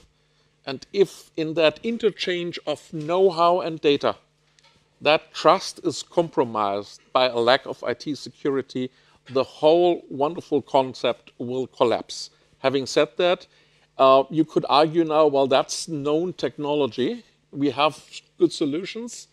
Yes, but we have that for predetermined networks. And sometimes we struggle even with that. Now just imagine this continuously reconfiguring autonomous networks. These are new challenges for IT security concepts. So there is need for research. That's maybe a message to our governments that decide on research funds, governmental research funds. We are not done with industry of the future or the fourth generation. There is need for research, especially on this IT security. Again, without that, we would jeopardize the trust and confidence that is the foundation of the modern network. I fully agree. We have companies in Sweden who are really spearheading on this. That's Saab and Combitech, working into the defense arena. So that can also be something we can look upon, Sweden and Germany together. Just one more question, then we're going to have coffee, I promise you. Yes, I'm Hubert from... You need to, Hubert, you need to use the microphone on the side. Thank you. I'm Hubert from Linnaeus University and the Chamber. I'm an economist. That's why my question may be a little bit stupid. I don't know. So let's see. But the thing is, I understand all the things you are telling me, and I understand why it's important. It's important for competitive competitiveness reasons. It's important for workers and the labor market and all these things. But both of you actually stressed that. It's very much also to satisfy the needs of the consumers. Yes. And how do you get that knowledge what the consumers really want? How do you know? So you can improve your productivity and things like that. I understand all these things. But what about the consumers? How do you know what they want? Thank you. There are no stupid questions. No, it's a good question. And I think that there were times when we managed to come up with big innovations in the lab. But nowadays you need breakthrough technology from other areas, but you need to be really understanding the domain and the people, the users. I see that when I look at ABB, when we really dynamite and we really develop something fantastic, then we do it because we are really close to the customers and the people, the individuals, and understand them fully and their work. And that was what you said also in your speech, Professor Wolfsworm. And when we can combine with technologies that we haven't thought about before, also been inspired by other sectors. Like cybersecurity, for instance, we talked to Saab, who is way ahead of us, and we are still good in cybersecurity, but they have been even more into that area. So you need to open the perspective, take the blinkers off, throw away the glasses, and then hopefully find somebody who can help you.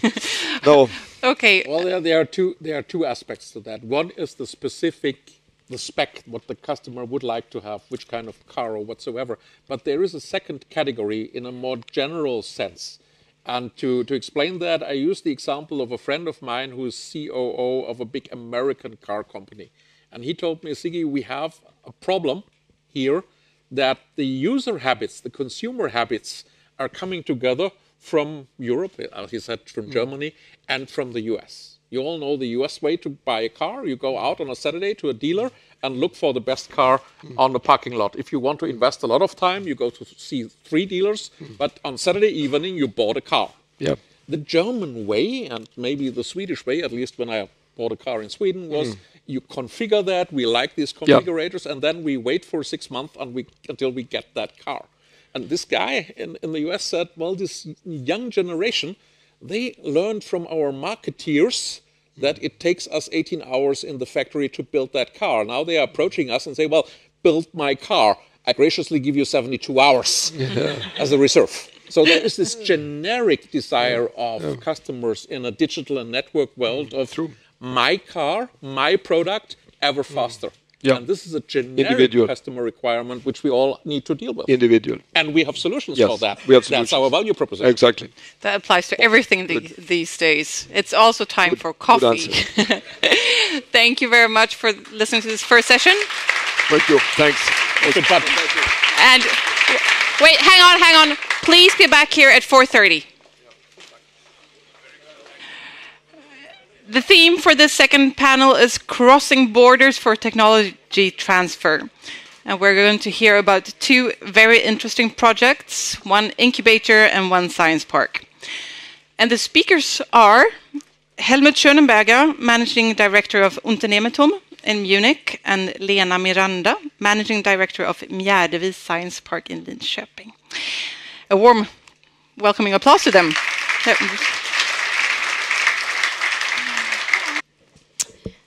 So I'm very honored to be here today to present a bit about Science Park Mjärdevis, situated in Linköping. It's about 2 hours drive from Stockholm.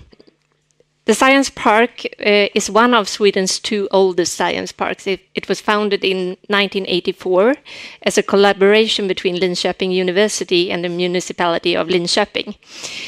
And today we contain about 330 companies, employing about 6,500 people. And we are situated next to the university. And the university strength areas within computer software is very fundamental to the science park.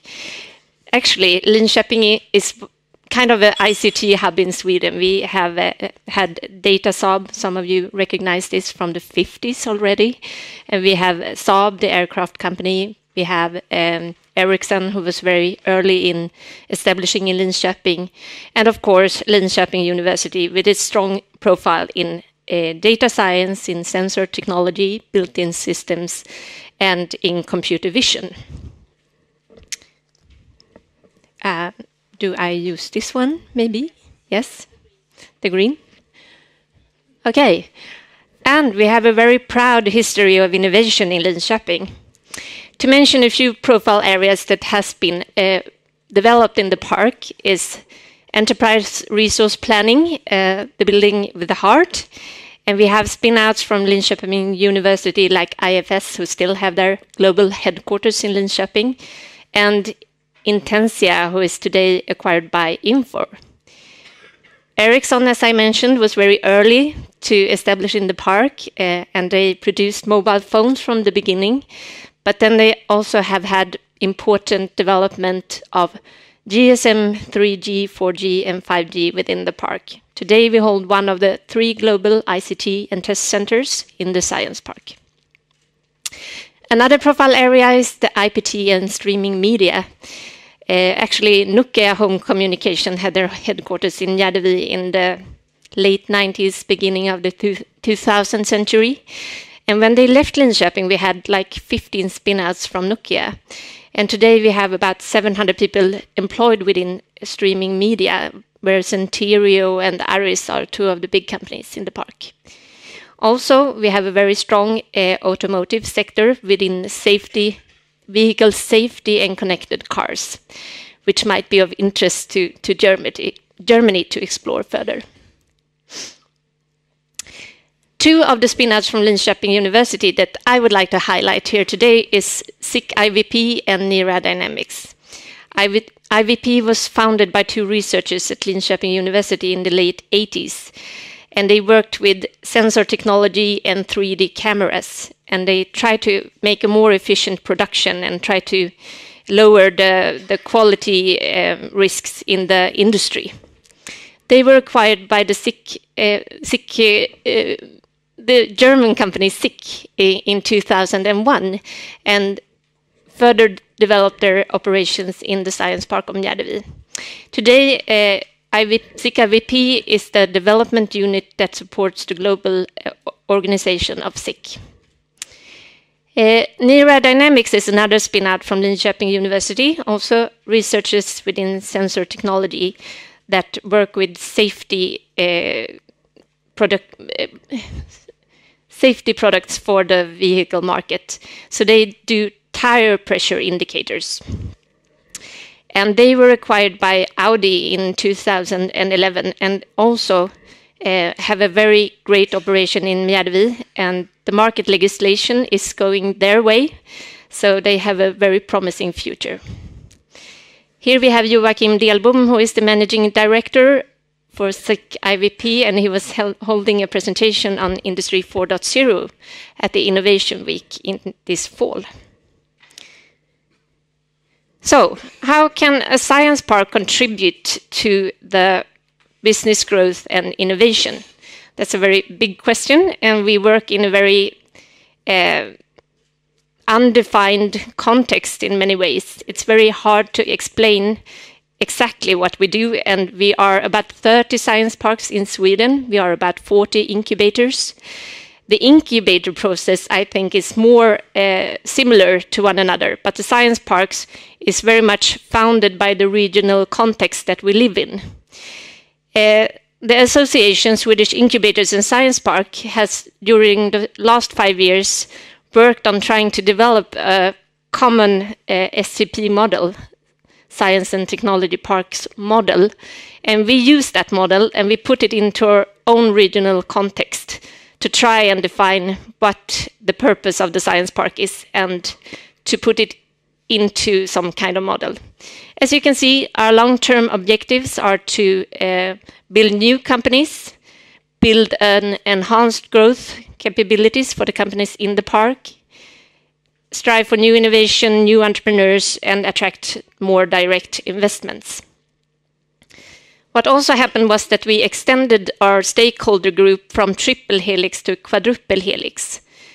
The megatrend of urbanization puts new requirements to the city in order to evolve or enable more groundbreaking solutions that are more sustainable and more energy efficient.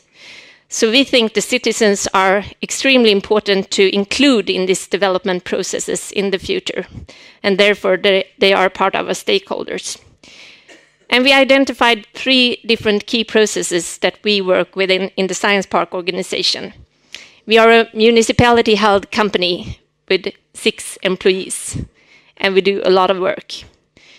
The 3 key processes that we defined are support business growth and innovation, facilitate development of talent, since this is the most crucial for the companies in order to grow, and to secure brand and attraction for the science park. And we try to put this into 3 different processes to show how we work and what we aim for. Of course, when we work with the companies, their needs are the central thing for us, to identify the customer needs, and then to make qualified matchmaking to the innovation support system. We also want to coach the companies, but also inspire them, or rather challenge them to take new steps. And the goal is for them to grow and innovate further. When it comes to facilitating development of talent, we want to support the companies by complement their own recruitment work. So we want, as an innovation environment, to attract talents. Talent attract talent. And we want to engage them. We want to make them feel that they develop within our innovation environment. And the goal is for them to feel like they reach creation and self-realization. And to secure branded attraction is to attract different kind of development projects, new companies, new talents, investors, and so on. Of course, we are not only 6 employees in Science Park Mjärdevi. We have the whole innovation system that are our colleagues in order to give the best support to the entrepreneurs and the companies. And I would like to highlight this as a key success factor in order to be of use to Sweden, to the companies that we work with, that we can cooperate, co-create, and actually put the entrepreneurs in the center and give them a lean process through the innovation support system. We have maybe not daily contact, but weekly contact with all these different actors. So there's a lot of colleagues to attend to. Within the work to support the business growth and innovation, we facilitate a lot of different projects. And I would just like to highlight a few of them, focusing on smart industry, which is one of the topics here today. For instance, the Prime Minister mentioned a few different areas, whereof Internet of Things is one of them.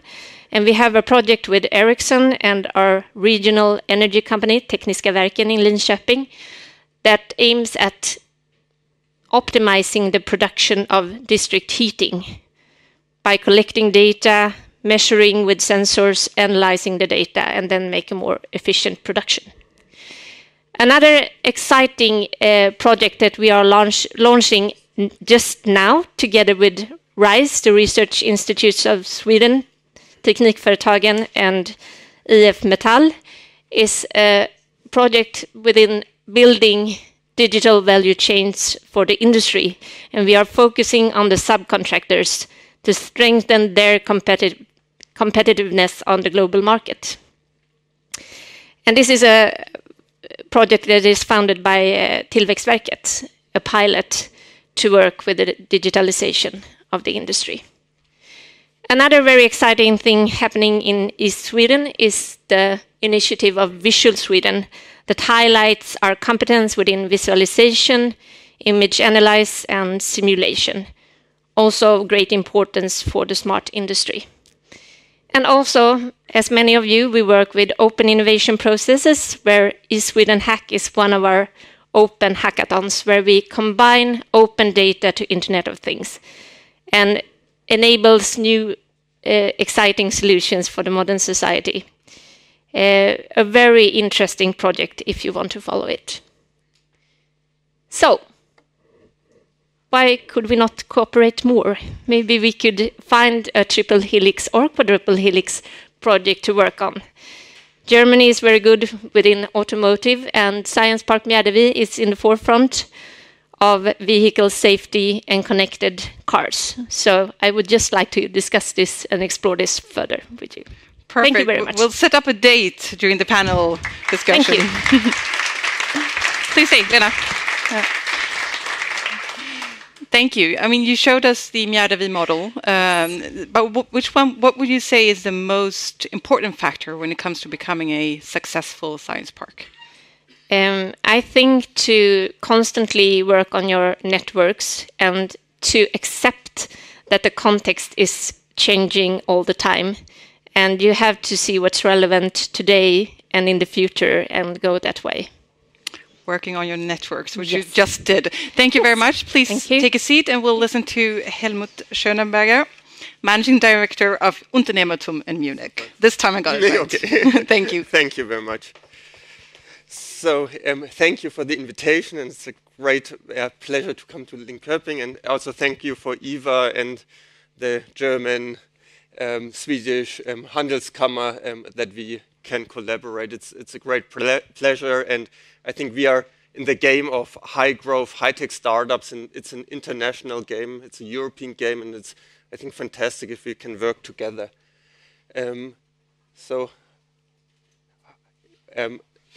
Our special knowledge is into spaghetti processes.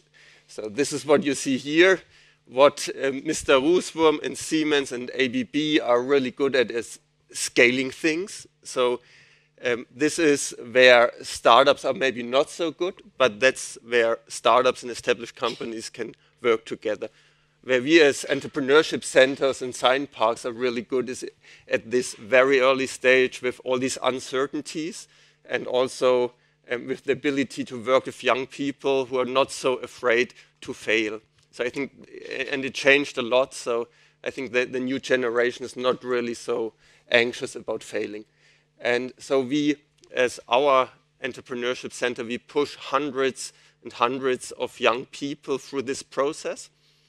And the interesting part is that really great companies come out. So statistically, every week another VC-funded company starts at our center. And the value creation becomes more and more crazy, actually. So we have about 50 companies who are financed with VC, so they get more than 100 million euros per year. And many of them get really expensive. So right now, the most expensive company in our portfolio is Flixbus. It's a bus operator, but it's a real high-tech company. And it's 4 years old. They have 22 million customers after 4 years. And they are running 1,000 buses in whole over Europe. So they are even the biggest bus buyer in Europe. After it's a startup 4 years old. And so what I think it's extremely important is that these companies then work closely together with the established companies. And this is actually also the case with Flixbus. So, for example, Daimler is one of the strategic partners of Flixbus. And we totally believe as Unternehmertum that it's so important really to collaborate. So it's on a local level, we really have to have this mobility of resources so that young people work together with established people, with experienced people. So like Mr. Roosworm is also interacting with our center, has a look at startup companies, and then we can collaborate. In some cases, his people then also buy or invest in these companies. This is daily business, or they are pilot customers, or they are suppliers. and sometimes it needs a board member. If a startup needs to get, for example, 10 fuel pumps from a company like Bosch or Siemens, then these companies says, okay, we do only 10,000 or 100,000, not 10. Okay, and then it's good if the board member calls in the division and say, okay, just deliver 10. Okay, but these are the real hurdles we have in real life. Yeah, yeah. And so I think what we are doing is trying to really mobilize all these people and bring them together. And it would be wonderful if this is not only a local game in Linköping or in Stockholm or in Munich, but if we can do it also over Europe.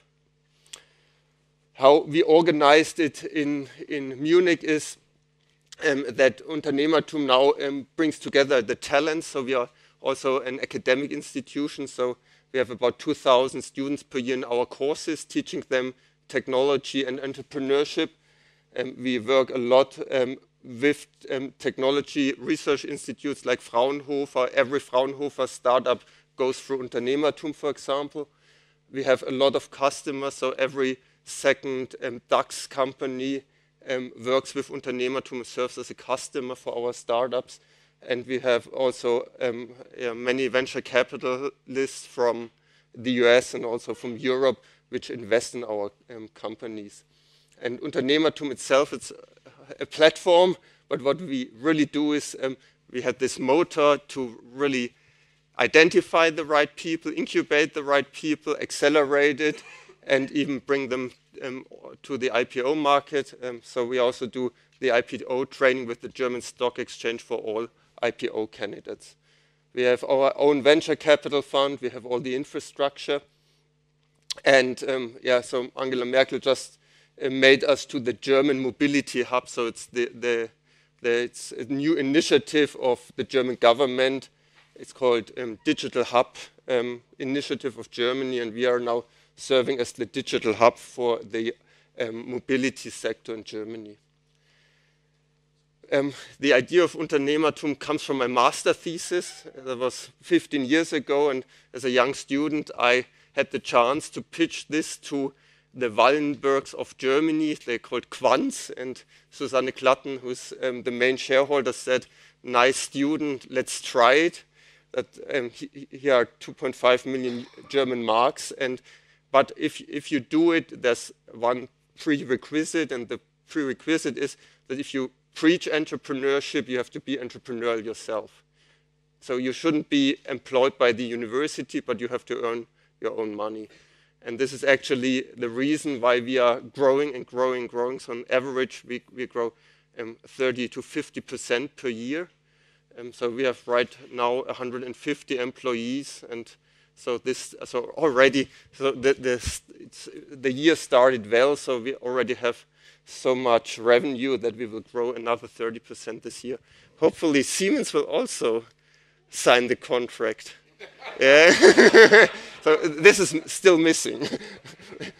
And so what we are doing is then educating all these young people. This is free of charge. We have a huge alumni community. We have about 200 projects per year, and these projects are often in sandboxes. They are geek projects, and for example, yesterday we got a good news. There's one student team who applied for the Hyperloop challenge of Elon Musk. So this crazy thing, this pod racing from LA to San Francisco, and actually this team made the second place worldwide. And so we gave this group a check for 4,000 euros. So it was 4,000 euros plus our infrastructure, and the team, it was a student group of 30 people, organized themselves. And I think we can do really great things with 4,000 euros, but we have to enable the next generation and really take them seriously. And then the crazy thing is all these companies involved, and after 2 or 3 years, these companies are worth 50 million euros sometimes. So 3 years before was, okay, a student group, everybody was laughing about it. And then Mr. Roosworm's team is looking at it, do a due diligence and say, okay, this company is worth 15 millions or 30 millions or whatever. And this is really working out, yeah. And this, I mean, it's also the mobility of resources and people that we take the next generation seriously. And then we also have a own consulting company where we do all these spin-offs for our large partners, and we also have a venture capital fund where we invest. And it's actually one of the most profitable funds in Europe, according to the European Investment Fund. Okay, now last thing. So I think Europe is great, and we have to think about how can we really strengthen this network. And I personally think we have this capability here in Europe. We have great people here, and why shouldn't we really think of starting much more of these great companies? And so now our effort is, and this is also thanks to IVA and the visit with Prince Daniel and the Wallenbergs, that we are now trying to strengthen the forces. And if everything works out, it would be wonderful if we can have a first triangle between a great industrial hub and family and entrepreneurship center in Torino, then one in Stockholm or Linköping, and one in Munich. So this is our promise for the forum, that we try to strengthen the entrepreneurship ecosystem, which is, I think, an extremely important part of the game. Thanks. Thank you.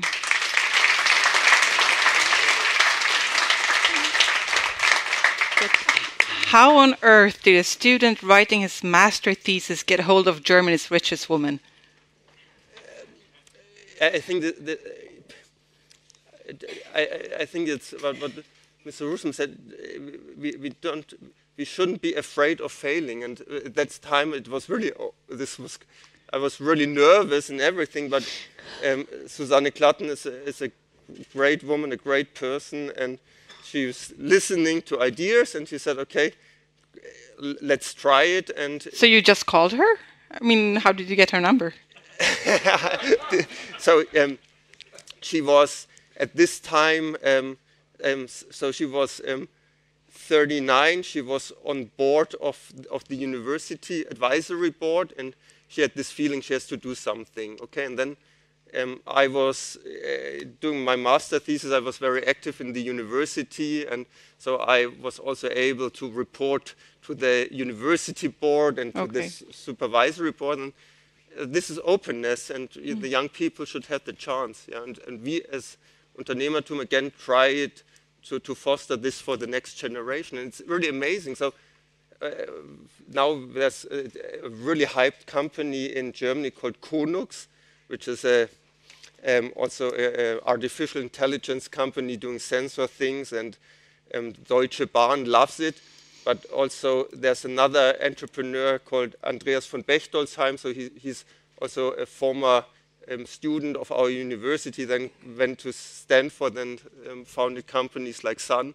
And he also got to know this young guy, this 25 years, and he invested also a lot of money into Konux. And now it's, I think the last finance round we were discussing yesterday was 50 million for a company which didn't exist 18 months ago. Yeah, and I think this is great. And why don't we have this on only 2 times and not 50 times or 100 times in Europe? And there are so many great people out there. One of the themes today is cooperation, and Lena Miranda, you've been taking notes during his entire speech. I mean, what could you two learn from each other, do you think? A lot, I think. I think it's very interesting. You told me that 80% of your operations were founded by the industry. I think that is something we could learn from. I think it's great that ABB and other companies actually launch Syneleap and other projects, and that there's a great interest from the big companies to collaborate more with the innovative smaller companies and startups. So I think we have a lot to learn. And we just said it's only 1.5 hour flight, and the flight leaves from Norrköping. And what could they learn from you? Close. And what could they learn from you? So this morning, for example, I haven't visited your place. I visited Sting this morning, and So we were discussing convertible note programs they are offering and many more things in detail and how they organize the coachings. And I think this is wonderful if you exchange the ideas. And this is also the great thing. And that's the difference between the established companies and the startup ecosystem. We both are not competitors at all, because if we strengthen the forces, then we are much better than if we work isolated. This is the startup ecosystem. This is why we are not competing against it. We are the stronger the ecosystems are, the more output we get. The more output we have, the more resources we get. The more resources we have, the more impact we have, and it's just this positive spiral. Yeah. You both mentioned several success stories. What would you say is your role in these stories? What's the secret sauce to make them grow? Well, it could be a lot of different things depending on how equipped they are. But if you take like researchers coming out and becoming entrepreneurs, there's quite a journey they have to do to understand the business landscape. And I think matchmaking, we like take it for granted, and we maybe sometimes say, and then we matchmake. But doing qualified matchmaking, you need to know the different actors in the innovation support system, the legislation, the networks, the corporations that could help a new startup to the market, and so on. So it takes a lot of time to understand the context and be relevant in how you guide the entrepreneur out. But it could be very different. I think the most important thing is really find the talent and foster the talent. And it's really hard because you look, we have thousands of students out there. It's really thousands, okay? And then the question is, who are the really ones who want to go the extra miles and are able to go the extra mile? And then how can you really foster them and bring them in contact? For example, if we help such a person also to connect, for example, to Mr. Roosworm or Susanne Klatten or so on, then it should be a good pitch, for example, okay? And to prepare this, to find the right person, to build up a team, to qualify the team, and then really become professional, this takes a great effort. And so I think this is the secret sauce, really to find the right people and then push them forward. Yeah. I just want to add, I was very happy when you said that the young people of today are not as scared to fail, because that's really crucial that they're not. And I agree with you that fostering talent is a crucial thing to work on, and from the early ages, like having programming school and trying to build a community, like we have one of 13-year-old boys and girls, and it's not more than 10 years away that they are entering the work market. Sorry, yeah. And I think it's to find this entrepreneurial talent and this technical talent, it's a different game than the normal education institutions play. Okay, I think you can be an excellent student, but an awful engineer, or also an awful entrepreneur, and it's not that the person who gets the best grade is the best entrepreneur. So to really identify these people and foster them also against the system is quite hard. But another crucial thing is venture capital. Is it, with all this focus on startup companies, is it easier to attract investors now, would you say, or what's your opinion? I would say last year we had some difficulty, but also there's a lot more interest from the corporates. The corporate venture capital has risen and probably will grow even more during the coming years, and that's a good thing. But of course, it's you need to make a good pitch and have a really good business case to attract the financing. Yeah, so the great teams. So in our ecosystem, maybe we see 1,500 teams per year which won money from our venture fund, and out of these 1,500, there are 10 who are the game changers. And so we apply to these, not the other way. So we say, Unternehmertum is such a great institution, and beside the money, we can do this and that. And so I think for the greatest teams, it's really easy to get money. Yeah. We've seen Fraunhofer, the research institute, expand into, they have presence at KTH and Chalmers in Göteborg. Do you have any plans to expand into Sweden, perhaps? Could you duplicate your model? So we totally believe that it has to be strong local partners, and it has to be an ecosystem. I believe you have to have a really strong entrepreneurial team with a local context on the ground, who knows all the people there, who knows, okay, how can I call Mr. Wallenberg, can I call Prince Daniel? I'm sure someone here has their numbers. If they don't, I can find them for you. That's how things work. Yeah, and so you need such people and who work day and night for this entrepreneurship center, and so you need these people, and they have to have a local context, and you need a very strong support network here, and all these great people who are sitting here. I think the ingredients are all here, but you have to collaborate, and so our strategic plan is we have strong partners in the world. So our top benchmarks and strategic partners are Stanford, are Tsinghua University, and these are incredible, fantastic institutions, and I would love to add my Swedish friends. I'll soon let you ask questions if you have any, but first, what are the challenges, the biggest challenges as you see them for the future for the startup scene and for you? I would just like to add what you said before about collaborating over regional borders, but also over the country borders, because I think that the innovation environments that we represent can be of much more use than we are today. Like the Science Park of Mjärdevi contains about 44 internationally owned companies, so we are a very international environment. We have more than 40 nationalities represented, and I think in that context we could also explore that more, being the international hub of the region, and also building more international networks to help the entrepreneurs out on different markets. So you asked before, and a lot of the companies that are established today are born globals.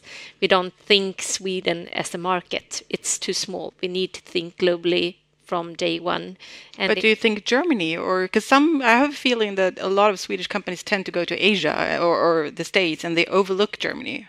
Yeah, and some doesn't even think about what country, because they are more digital. So wherever the interests are in the world, they go there. But of course, Germany is a really interesting market, and Europe is an interesting market, the biggest export market for Swedish companies, so definitely. So what about challenges? So I think that the big next game is to specialize. So this entrepreneurship game, everybody knows it. So you can go into the internet and you get all the tools like Lean Startups, Business Canvas. It's all there, okay? It's nothing special. But what's special is to build these ecosystems. And to build these ecosystems, you also, on the technical point of view, you have to be specialized. You can't be good in every case. And so this is the game we are playing right now. So, for example, in autonomous driving, so we are now this German digital hub mobility.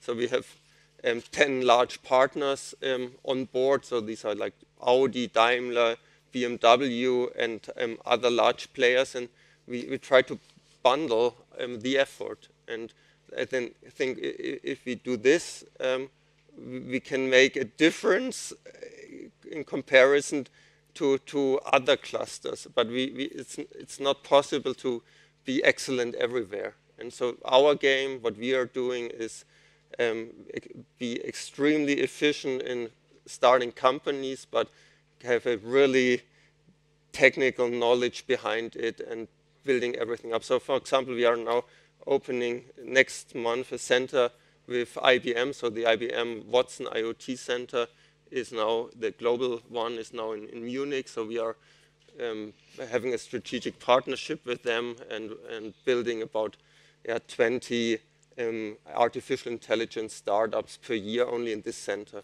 And this is then you have a flow of experts. We educate hundreds of experts in AI knowledge. We push out tens of startups per year. We are collaborating with a lot of companies like Siemens on this, and then you have this critical mass in these fields. I know the people that have visited you have been really inspired. Do we have any questions from the audience? Yes. Who is from the Tinken?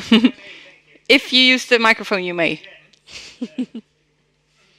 You said an interesting thing which I always have been reflecting about, and that is, that young people are more courageous, more willing to take risks. And I remember when I had a talk with one of the chief economic advisor of an American president. He said the main advantage we have in the United States actually is that we get not punished when we have failed. We get a second and maybe a third chance, or even more. But why is that happening? Is that happening because in Europe, in Germany, say lifetime employment is not given anymore? Or is it really a fundamental change of mood? People really taking the risk because they want to take the risk. They want to do something and find out whether they can succeed or not. I think it's a combination. It's like you don't work 30 years in the same workplace anymore. The work market is more changeable, and therefore you might be willing to take more risks because you can change your career from today until tomorrow, maybe even taking another path.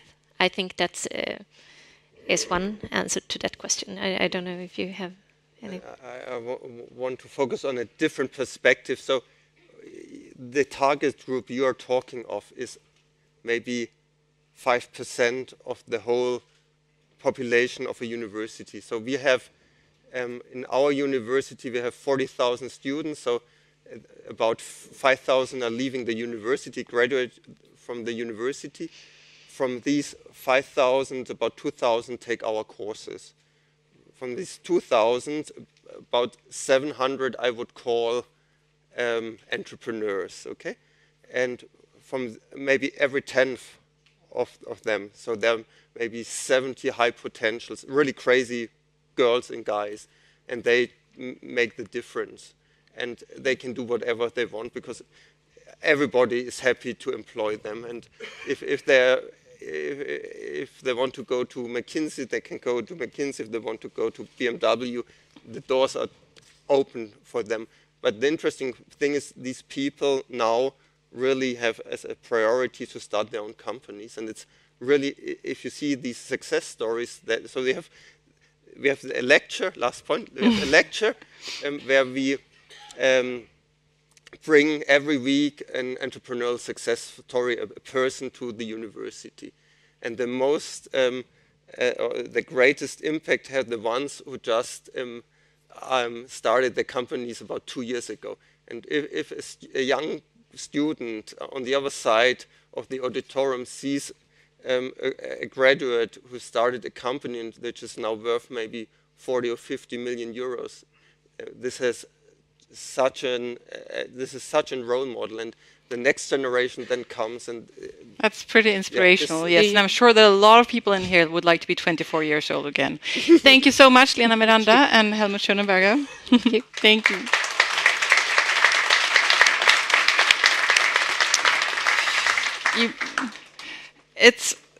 Thank you. It's time to sum up this part of the day, and I would like to ask today's hosts to come back up on the stage. Björn O. Nilsson, President and Professor of the Royal Swedish Academy of Engineering, and Olof Persson, President of the German Swedish Chamber of Commerce. I'm not going to ask you whether you're pleased with the day or not, because I'm sure, I would be very surprised if you said no. Yeah. But what do you think you will take with you from what you've heard here today, Björn? I think my feeling is a feel-good I mean, we live in very different times. Maybe all generations say that, but everything from the challenges with Europe, we see bad news on television every day, and to look at what's happening after the presidential election in the United States doesn't really make you happier. Today it's a feel-good. We see opportunities. We see both from large-size companies and, of course, from Helmut and Lena to really see the opportunities, the light in the tunnel, a sustainable future society where we invest in young people and we can move forward. We can take leadership to make the world better. And that's the feeling I bring with me. And if I can contribute, if IVA can contribute, if we can do things together, Germany, Sweden, I think there's a lot of hope in what I've seen today. Olof, are you as positive? Yeah, but I'm sort of on a more basic level. I definitely think we can do a lot of impact. But what really I found here is that we once again now has both established a platform, which I think can be very useful, working together in order to drive what we have seen in the presentations today. And that is, we need more of that. And the powerhouse of startups, the powerhouse of those science parks, and I've seen that all over the world, in Sweden and in Germany, is enormous.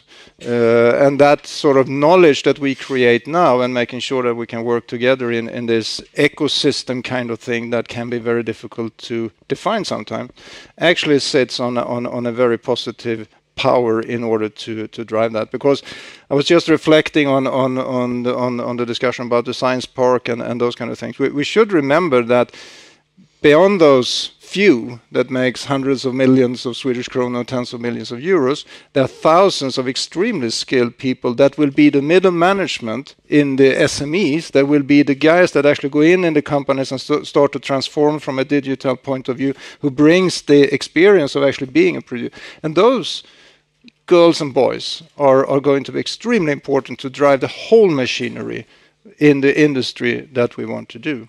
So that's something that I believe that we should not forget in setting up the work going forward. But I'm really pleased. It's great. I think we complement each other. You on the high level, I'm on the day-to-day level. So what happened? You described the process earlier. Did you call Björn and said, "Tjena, do you want to do this with us?" Or no, I'm involved in IVA as well. But I thought when we sort of had this discussion 3 years ago in the chamber, and that became quite natural, then we were looking at a partner on this one, that IVA would be a very good partner. And then we had an extremely good experience with the Prince Daniel trip. We were in Munich and visiting you as well, where we actually could see that the two of us as organizations complement. And the good thing is that the people really enjoyed being a part of that experience, because that's what's important. It's not important that you and I are happy. It's the people that actually go on these find searching trips. So last question, what happens after this? What happens next? To continue, this concept is very simple. I mean, as we heard Chancellor Merkel say, she wanted to see people do things. We do things. IVA is doing something all the time in all our projects, and together we can do things. And today we have this session, and we will do the next one will be in Germany. So we will actually have an exchange of people.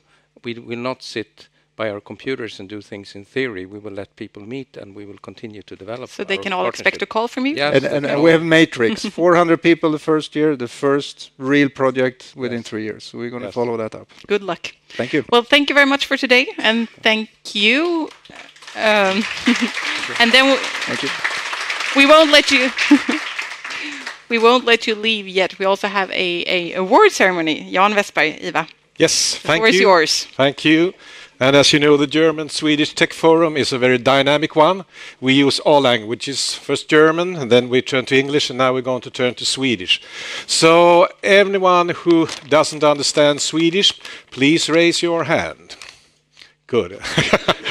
Olof, well, then we got an explanation for many things, Olof. No, but anyone who wants headphones for the translation, please raise your hand. This next session is going to be in Swedish. Okay. Oh, if you change your mind, please raise your hand and we'll do it. Då övergår vi till svenska. Vi ska alltså dela ut priset för smart industri som är en IVA-tävling, och vi ska göra det genom att ge en kort bakgrund till projektet. Vi ska tala lite grann om de politiska ambitionerna kring smart industri och kring digitaliseringen i Sverige. Vi ska möta juryn och vi ska framförallt naturligtvis möta pristagarna i den första tävlingen, och vi har väldigt stor respekt för klockan 18 då det är buffé. Johan Karlstedt, projektledare för Smart industriprojektet. Vad är det? Det är det här som vi talar om på scen här nu, som Olof och Björn nämnde lite grann. Vi försöker bli mer konkreta till delar och göra någonting aktivt. Vi har ju drivit ett antal innovationsprojekt på IVA. Det har handlat om innovationskraft, konkurrenskraft, attraktionskraft och innovativa miljöer. Fantastiskt viktiga delar. Digitaliseringen har ju varit en stor möjliggörare i det här. Så vi har gjort nu efter diskussioner med Siemens, teknikföretagen, näringsdepartementet, Tillväxtverket och annat sätt. Okej, vad kan IVA göra? Så vi vill ta den här möjligheten med digitaliseringen och industrins innovationskraft för att möta digitaliseringens möjligheter vidare. Och vi har några ambitioner med det här som vi vill lyfta upp här. Vad IVA kan göra och IVA är bra på, det är att synliggöra goda exempel i näringslivet. Fantastiska företag som nyttjar digitaliseringens möjligheter och utvecklar innovationskraft med den. För nya produkter, nya affärsmodeller i symbios med kunder och annat. Och med den här goda exemplen som vi tar fram så vill vi skapa en kunskapsspridning och erfarenhetsbank runt om i näringslivet och också mot politik, myndigheter. Vilka insatser behöver vi göra för att stimulera det här ytterligare några varv? Det är en viktig del som vi siktar på här. Vi tror också att vi kanske kan katalysera innovationsförmågan genom digitaliseringens möjligheter på olika sätt i framförallt små och medelstora företag som har kommit igång med tanken att ta det här ett steg vidare. Och där tittar vi väldigt mycket på att köra samarbeten, business-to-business-möten. Och precis som vi har hört här idag så tror också vi att mötet mellan stora multinationella företag med muskler, kompetens, nätverk, internationella utblickar tillsammans med mindre företag och startups gemensamt kan kreera de här sakerna som katalyserar att saker och ting händer. Och vi vill också med det här stärka kontakterna mellan näringslivet, politiken, myndigheterna och de innovativa miljöerna. Ännu kraftigare, vad gör vi gemensamt där? Ser vi som en viktig bit. Vad händer nu i projektet, Johan? Ja, nu fick jag inte tala längre, naturligtvis. Janne är hård med mig. Vi är några saker som vi vill, konkreta aktiviteter som vi vill göra för att leva upp till de här syften och målen då. Vi vill göra ett antal business-to-business-forum runt om i Sverige. Där vi bjuder in näringslivet, stora företag, små och medelstora och startup för att diskutera hur kan vi gemensamt hitta möjligheter med olika företag för att katalysera innovationskraft inom digitalisering och hur ska vi hitta samarbeten och gå konkret vidare. Och vid de här forumerna, mötena av ungefär 8 ställen varje år runt om i Sverige så kommer också näringsdepartementet vara med, naturligtvis Tillväxtverket, andra myndigheter och de innovativa miljöerna som är i närheten av den här staden vi är i. För att få det här att börja hända, och det tror vi väldigt mycket på. Mycket kommunikation kommer jag ansvara för. Att nå ut brett genom webb, sociala medier, vad är det som händer i Sverige? Vilka företag är intressanta? Vilka kan man hitta samarbeten med och så vidare? En otroligt viktig del. Och sen naturligtvis en företagstävling som vi har den första prisutdelningen kring idag då. Och nästa tävling? Nästa tävling rullar upp direkt efter det här, så kommer vi ta in nya nomineringar för att ta det här ett steg vidare. Partners i det här, måste jag stressa ytterligare ett varv också. Som ni ser här så har vi ett antal partner från stora företag och det har Siemens varit en katalysator nu initialt på ett fantastiskt bra sätt tillsammans med teknikföretagen. Och den stora finansieringen för det här projektet över ett antal år nu står Tillväxtverket för. Men sen kanske vi ska understryka också att vi har fler samarbetspartner. Ja. Runt om i landet. Runt om i landet. Regioner, tänker du på det? Tänker på regioner. Tänker på regioner, du tänker på innovativa miljöer. Ja, absolut. Science Parks. Och Science Parks och inkubatorer och annat så att säga som vi jobbar väldigt mycket med. Och även forskning kring olika delar.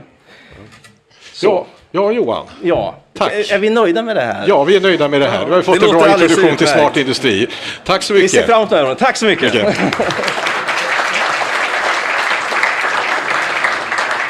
Niklas Johansson, statssekreterare hos Mikael Damberg. Välkommen. Tyskarna har smart industri 4.0 som vi är oerhört avundsjuka på. Vi pratar jämt om det. Har vi lillebrorskomplex? Vad har vi? Tack så mycket. Innan jag fick positionen som statssekreterare hos Mikael Damberg så jobbade jag i en mindre industrikoncern med internationell utblick. Och vi var väl inte ensamma om att liksom lite avundsjuka blickar titta på Tyskland efter finanskrisen och konstatera att deras industri 4.0, både vad man gjorde i sak med digitalisering och få ut det här i företagen och se vad som höll på att hända, men också den vision som det förmedlar. Och det där har vi försökt ta vara på, och även IVA och andra tillsammans. Jag tror att det där är rätt viktigt att liksom, med det arbete som man har satt igång med smart industri, med att ta fram ett handlingsprogram, och att man gör det ihop med industrin. Man gör det inte själv.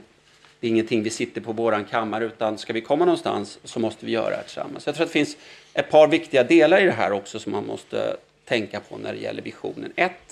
Man måste se att industrin är en del av lösningen.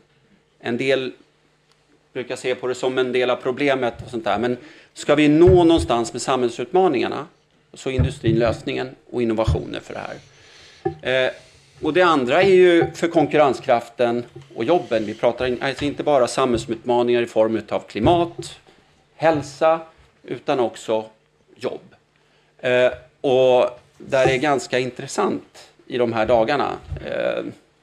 När öppenhet, när det finns politiska krafter som gärna vill skydda jobb i en viss industri eller bygga en mur. Och att jobba för öppenhet, för att man ska se till att ha ett hela tiden innovativt och konkurrenskraftigt näringsliv. För vi måste se att jobb försvinner. Liksom ny teknik, nya teknologiska lösningar leder till att jobb försvinner på vissa ställen. Men vi måste se till att människor hela tiden lär nytt, kan ta sig an nya jobb. Och vi kan konstatera att Sverige och Tyskland, vi är bland de mest innovativa länder i världen. I alla rankningar så kommer vi alltid högt som innovativa, framgångsrika. Automation, vi har bland de flesta robotarna i världen. Men ändå växer jobben. Vi får ändå fler jobb. Och det här med rädslan för förändringen och att rädslan för nyheter. Vi måste bygga ett helt samhälle som hanterar det här. Och se att människor kommer i kläm ibland som individer. Vissa orter, vissa företag lägger ner. Så vi måste hela tiden bygga ett förändringsbart samhälle där folk hänger med. Och det är en viktig del att få in i politiken. Och det är så skönt att se att vi jobbar ihop med industrin för att liksom jobba med enskilda konkreta åtgärder i det här. Vi har lanserat våra samverkansprogram inom 5 områden med representanter både för näringsliv, för akademi, för offentlig sektor, för att försöka få ihop olika lösningar och göra saker tillsammans och jobba med innovation som ett redskap för att möta samhällsutmaningar, men också bygga konkurrenskraft. Du och dina kollegor, när ni talar om det här, ni understryker alltid att det inte är ni som ska göra det här. Men om du ser från ert, ni ska se till att det blir, ni tar initiativ, se till att saker händer, inspirerar och tar initiativ som sagt. Men min fråga till dig är att från ditt perspektiv, vad är de största svårigheterna med att få era intentioner till verklighet? Oj. Alltså, det var någon här som sa förut att liksom, vi har alla ingredienser. Men det gäller att få det att hända. Och det där är alltid, jag menar, det är en svårighet. Man har många politiska nivåer med liksom kommuner, landsting, stat i Sverige, olika myndigheter.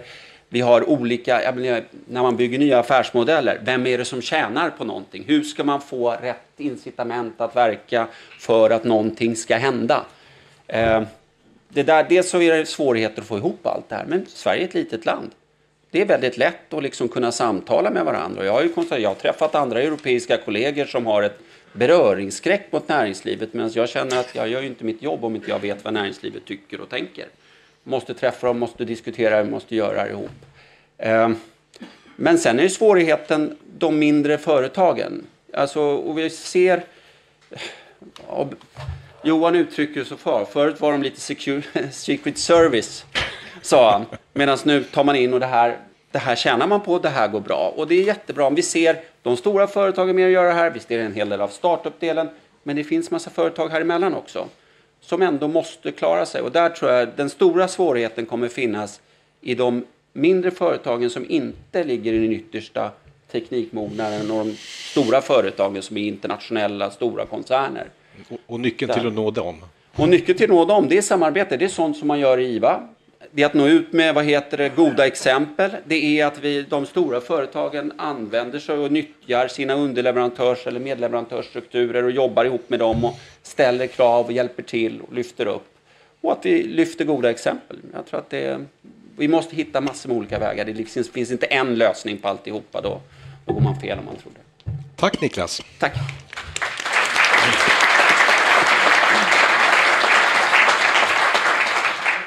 Då ber vi Ulf Troedsson, som inte är här därför att du är vd på Siemens, utan du är här därför att du är med i vår jurygrupp. Ja, just det. Och dessutom för att vi för 2 år sedan åkte taxi i München på väg mot Helmut och tittade på hans fina Unternehmertum. Och då sa du till mig att det här med smart industri och digitalisering, det måste man göra någonting åt. Det borde man ha en tävling i. Varför var du så engagerad i det, Ulf? Jag tror det är egentligen 4 saker. Vi satt och pratade i taxin. Det börjar ju inte där, utan det börjar egentligen med teamet på Siemens där vi utifrån 4 aspekter tittade på ett behov att samlas under ett paraply. Lite grann som du fick frågan innan, en buzzword, vad kan vi samlas runt? Det första var produktionsutvecklingen i Sverige. Vi gjorde en studie från 2000 till 2013 och vi såg då att Sverige halkade efter när det gäller lokal produktion jämfört med andra länder. Och eftersom 77% av exporten består av industri och industrinära tjänster, så är ju industrin jätteviktig för oss. Så det var ena biten, vi ser vad kan vi göra för industribiten. Det andra var när vi var ute och träffade små och mellanstora företag där vi såg att många av dem hade inte riktigt koll på vad som höll på att hända i digitalisering. Att det är disruptiv teknik som kommer. Och vi har ju hört exempel på Amazon och Spotify. Men om du tänker dig att du tillverkade CD-ställ och inte förstod vad som höll på att hända i musikindustrin på Spotify, det är klart att då gjorde du felinvesteringar när du trodde att du skulle öka produktionen. Så det var den andra biten. Det tredje är ju industri 4.0 och som tyskt företag så har vi ganska god inblick i vad som händer. Jag är ganska imponerad av det här. Alltså från kansler Merkel och neråt så pratar alla industri 4.0. Och just det här med awareness, att medvetenheten att det här håller på att hända, det tror jag är någonting som är viktigt för Sverige också. Vi har jättemånga bitar som är vertikala. Vi har processindustri, vi har diskret industri och så vidare där vi liksom mer samlas runt våra enheter. Men jag tror vi behövde ett namn totalt sett. Och den fjärde biten var, hur säkrar vi kompetensen framöver? Hur lockar vi då de ungdomarna till produktion och inte till att gå in i musikindustrin och gaming? Det ska de också göra, men vi behöver de här i industrin. Och det tror jag var väl de 4 bitarna. Och sen började vi sälja, bland annat till dig, Jan. Absolut. Teknikföretag och även till näringsdepartementet på Mikael Damberg. Så att jag nu har du sålt till Angela Merkel där uppe vid fototillfället idag, så att nu får det vara nog med det. Nu får du inte säga något mer här. Det är slut med det. Men Ulf, varför är det... Du jobbar i en multinationell koncern och alltid när vi pratar om de här sakerna så är du engagerad för att det ska vara svensk produktion och det ska vara, vi ska ha kompetensförsörjning i Sverige och den typen av frågor. Jag förstår att du vill sälja till svenska företag, men det är inte bara det. Du säger att ditt engagemang som jag undrar, varför är det så viktigt att du som multinationellt företag att det sker i Sverige? Det är väl viktigt att Sverige går bra. Alltså jag tycker att vad näringsdepartementet har gjort sista åren att lyfta upp industrin på agendan högt, det tror jag är en jättebra grej. Och allt vårt välstånd bygger ju på liksom att vi har en stark industri framöver, tror jag. Ja. Och det här utvecklingen går så otroligt fort idag. Så jag tror att vi måste vara medvetna, för annars så påverkar det oss alla på något sätt. Ja. Du är med i juryn, vi ska gå över till det. Jag ska också säga det att jag tror att Ulf hade inte varit så tjatig så hade det inte blivit det här projektet. Det är det. Så att, men vi ska se vad vi har Björn. Nej, det är inte fel Björn. Björn Langbäck, där. Björn, du är med i juryn och jobbar på Tillväxtverket. Berätta på 30 sekunder om dina intryck av juryarbetet. Jag ska lyfta fram två saker. Det första att vi, trots att vi har ganska olika utgångspunkter, det är forskning, det är industri och det är stora och små företag och myndigheter, hur lätt vi faktiskt hade att komma till en gemensam slutsats om vem som skulle vara vinnaren och så vidare. Att vi trots olika utgångspunkter kunde enas så pass snabbt, det var en sak. Sen är nästa är att det är relativt lätt att hitta lysande stjärnor, men man skulle önska att inte det bara var lysande stjärnor utan att himlen var mycket ljusare så att den var ljus som en sommardag för att alla stjärnor lyser tillsammans. Vi skulle behöva hitta fler stjärnor. Jag tror att vi hjälper till och vi hade ganska mycket resonemang om det, hur vi hittar fler stjärnor och får fler företag att bli stjärnor. Jag tror att vi hjälper till den här biten. Ja, du får stå kvar. Och vi får nästa bild med den som, just det, där berätta hur vi, eller ni i juryn, resonerade innan vi ska börja ta upp segrarna här kring, för det är lite olika typer av företag. Ja, det var några saker som var gemensamt för det. Ofta, flera av de här företagen är ju familjeägda sedan väldigt lång tid tillbaka, vilket var intressant. Så det verkar finnas en gemensam sak där, nämligen ett långsiktigt ägande som verkar vara intressant. Där har man ju sagt att Sverige är lite sämre än Tyskland till exempel på att ha det här med familjeägda företag och koncerner. Så det var lite intressant. Sen tittade vi på dem och sa att det viktiga är också att man integrerar sina kunder i det här arbetet. För visst, man kan göra otroligt mycket på hemmaplan och effektivisera och så vidare. Men de stora vinsterna kommer när man får med kunderna ordentligt i det. Så vi letade efter hur har vi fått med kunden och hittat det nya som även ger värde för kunden så att det kan bli affär av det här och tjäna pengar och inte bara effektivisera. Och är det nu, när vi så småningom ska vi avslöja vem som har vunnit pris och annat, är det Sveriges smartaste företag? Ja, det är väl väldigt svårt att säga om det är Sveriges smartaste företag. Vi har inte kunnat titta på alla tusentals och åter tusentals företag som finns. Men av en ganska stort antal nominerade företag så har vi kommit fram till vilket som var ur de här kriterierna det smartaste i den här omgången. Det kommer att komma fler företag, fler stjärnor som vi kommer att leta rätt på. Och den sån här tävling kan man inte vinna så man vet vem som är världens snabbaste man, för man kan mäta, för man har tävlat på ett sådant sätt. Vi tävlar inte likadant i industrin, men vi har valt ut i alla fall ett av de riktigt smarta företagen som kan tjäna som en inspiration för många andra att bli lika smarta eller kanske ännu smartare. Bra. Tack Björn. Och ibland de här, utan att gå in i detalj på det, för det första ska vi säga att det finns många av de som är representerade idag som sitter här uppe och som ni kan prata med på mingret sen. Det finns några av de här som Rolling Optics och Selling som är sådana företag som är nästan totalt digitala, helt digital logik, och de övriga, många har rationaliserat eller utvecklats med hjälp av digitaliseringen. Men nu ska jag be Björn komma upp på scen och vi ska be att Ulf står kvar. Så ska vi, eftersom det är prisutdelning så måste vi ha lite mer plats här med där. Så. Precis. Och då ska vi be att för juryn kunde då enas om en segrare, en vinnare, men man vill också ge ett hedersomnämnande. Så då ska vi be att jag får rätt här med Christer, jag kommer att säga fel, annars vågar jag inte våga säga fel här. Men Christer från, hjälp mig nu Johan Karlseth. Ja just det, precis, så vi pratade i år. Hej, Christer Stark med detaljer. Jaha, då är jag satt att läsa motiveringen. För den tycker jag vi ska höra allihop innan vi går upp och äter buffé sen och sen delar ut förstås till första prisdagen. Väderstad har med hjälp av digitalisering intagit en framträdande position i arbetet med att effektivisera användningen av produkter vars funktioner varit grunden för det moderna jordbrukets utveckling de senaste 250 åren. Företaget har genom att anta digitaliseringens utmaningar tacklat en mycket svår marknadssituation. Väderstad har samtidigt blivit en ledare i utvecklingen av jordbruksmaskiner inom sin nisch. Gratulerar. Stort tack. Stort tack.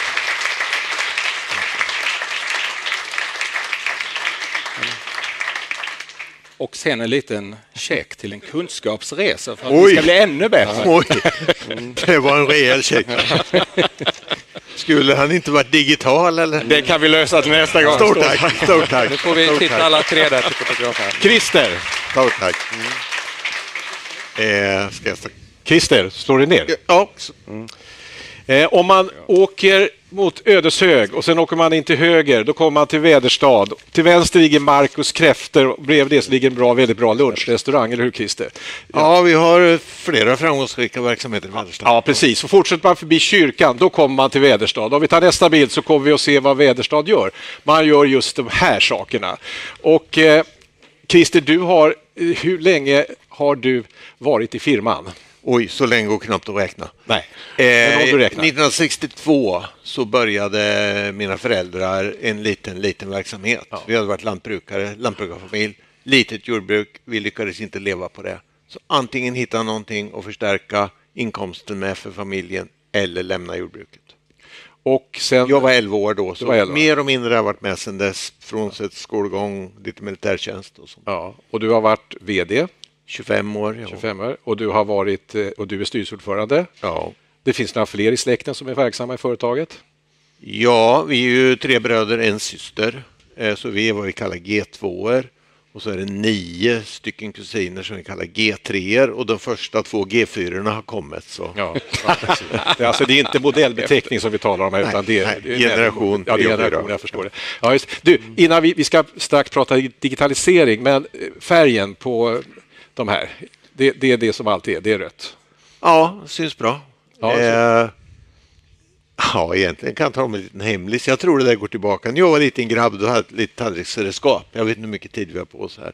Det heter Massey Harris. Det var en amerikansk märke, finns inte nu.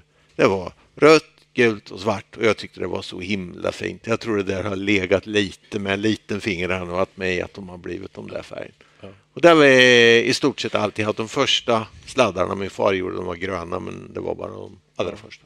Vi talades vid och då så sa jag, men jag ska intervjua dig på scen, så ja, då gled du lite grann undan där och sa, jo men det kan du väl göra, det handlar om digitalisering, men sa du, jag är inte så bra på 1 eller 0. Jaha, vi har de som är bättre på det. Ja, Stefan Wåhlberg, precis. Varsågod.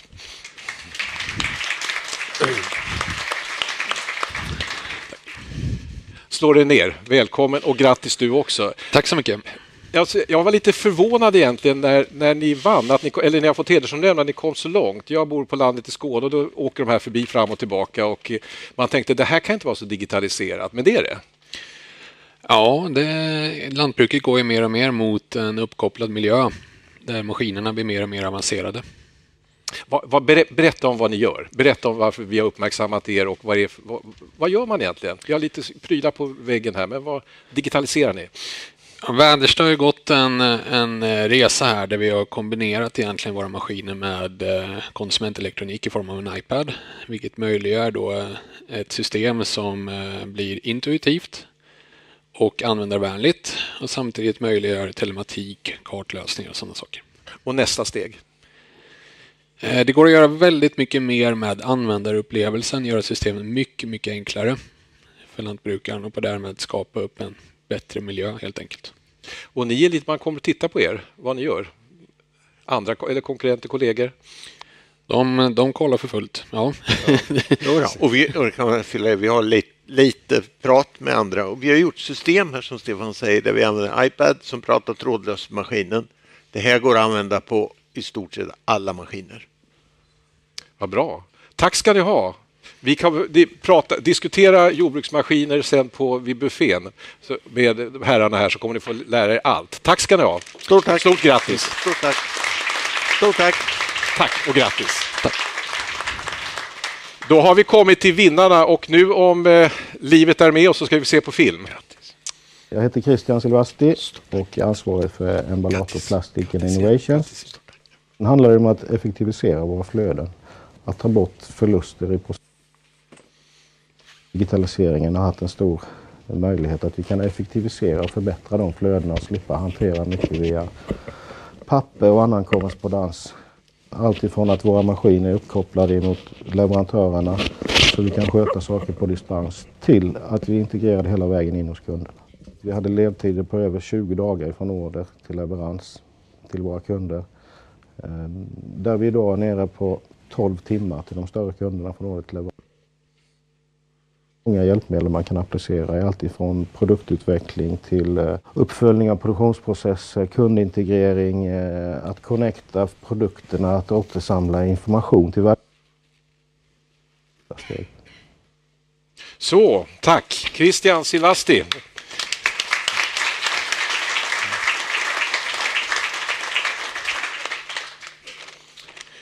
Jaha, då tar vi och läser motiveringen. Du får pris där borta.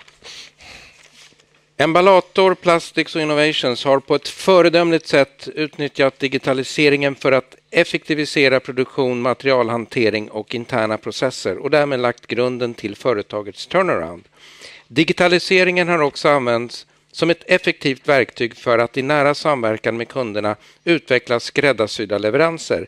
Både ledarskap och involvering av personalen är inspirerande exempel på den bredd av åtgärder och det engagemang som krävs för att utnyttja digitaliseringens möjligheter. Grattis! Tackar! Tack. Här har vi...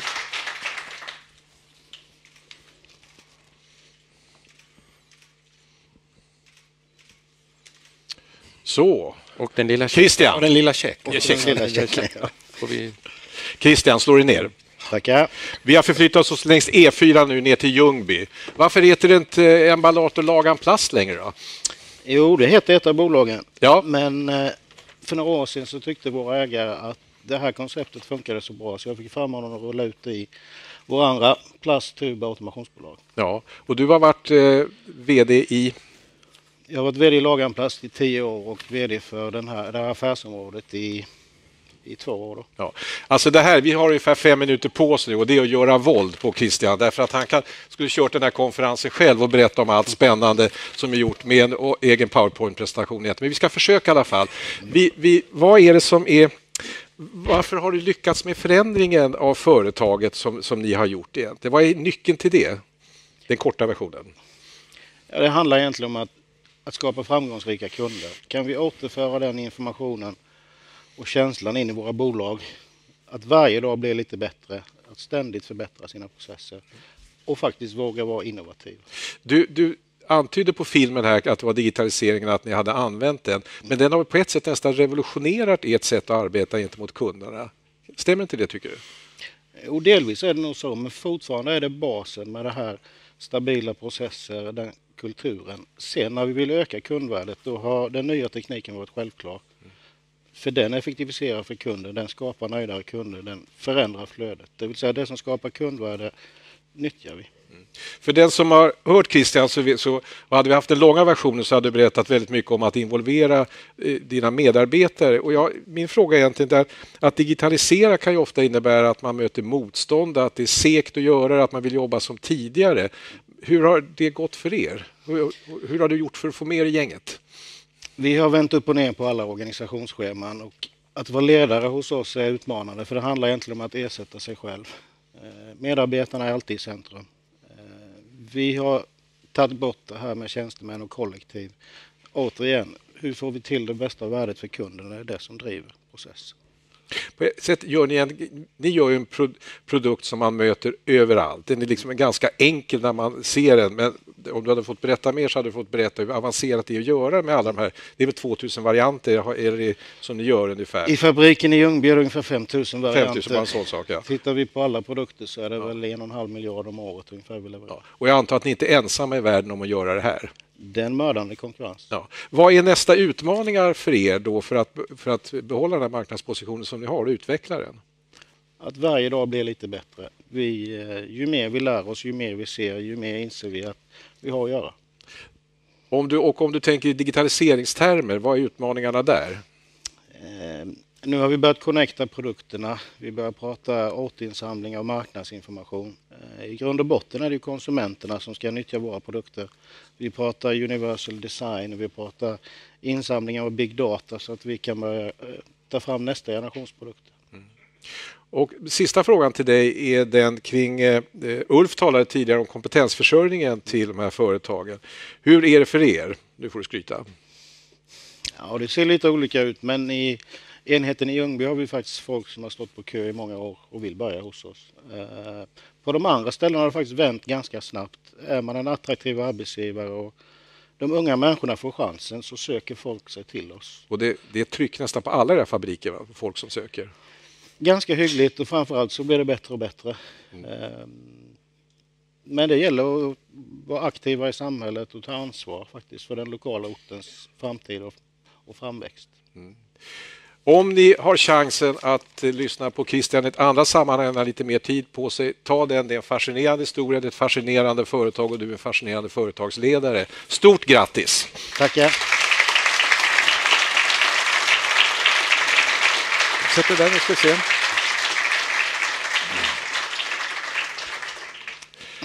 Björn, du får avsluta det hela. Varsågod.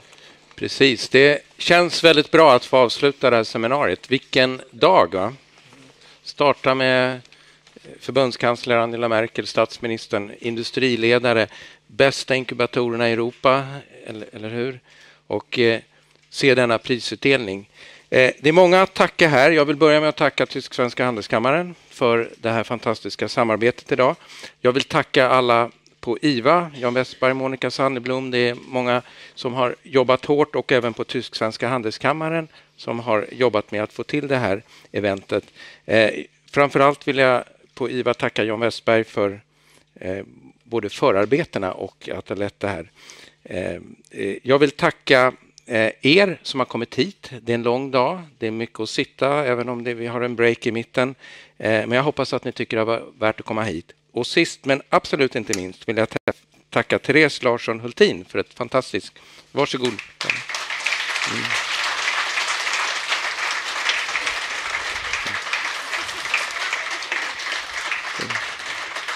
Du får också... Ja, just det. Det är nästan som man vill fråga, hur känns det nu? Men nej, det ska jag inte göra. Nej, stort tack. Och med det avslutar vi detta seminarium och buffén är en trappa upp. Välkomna!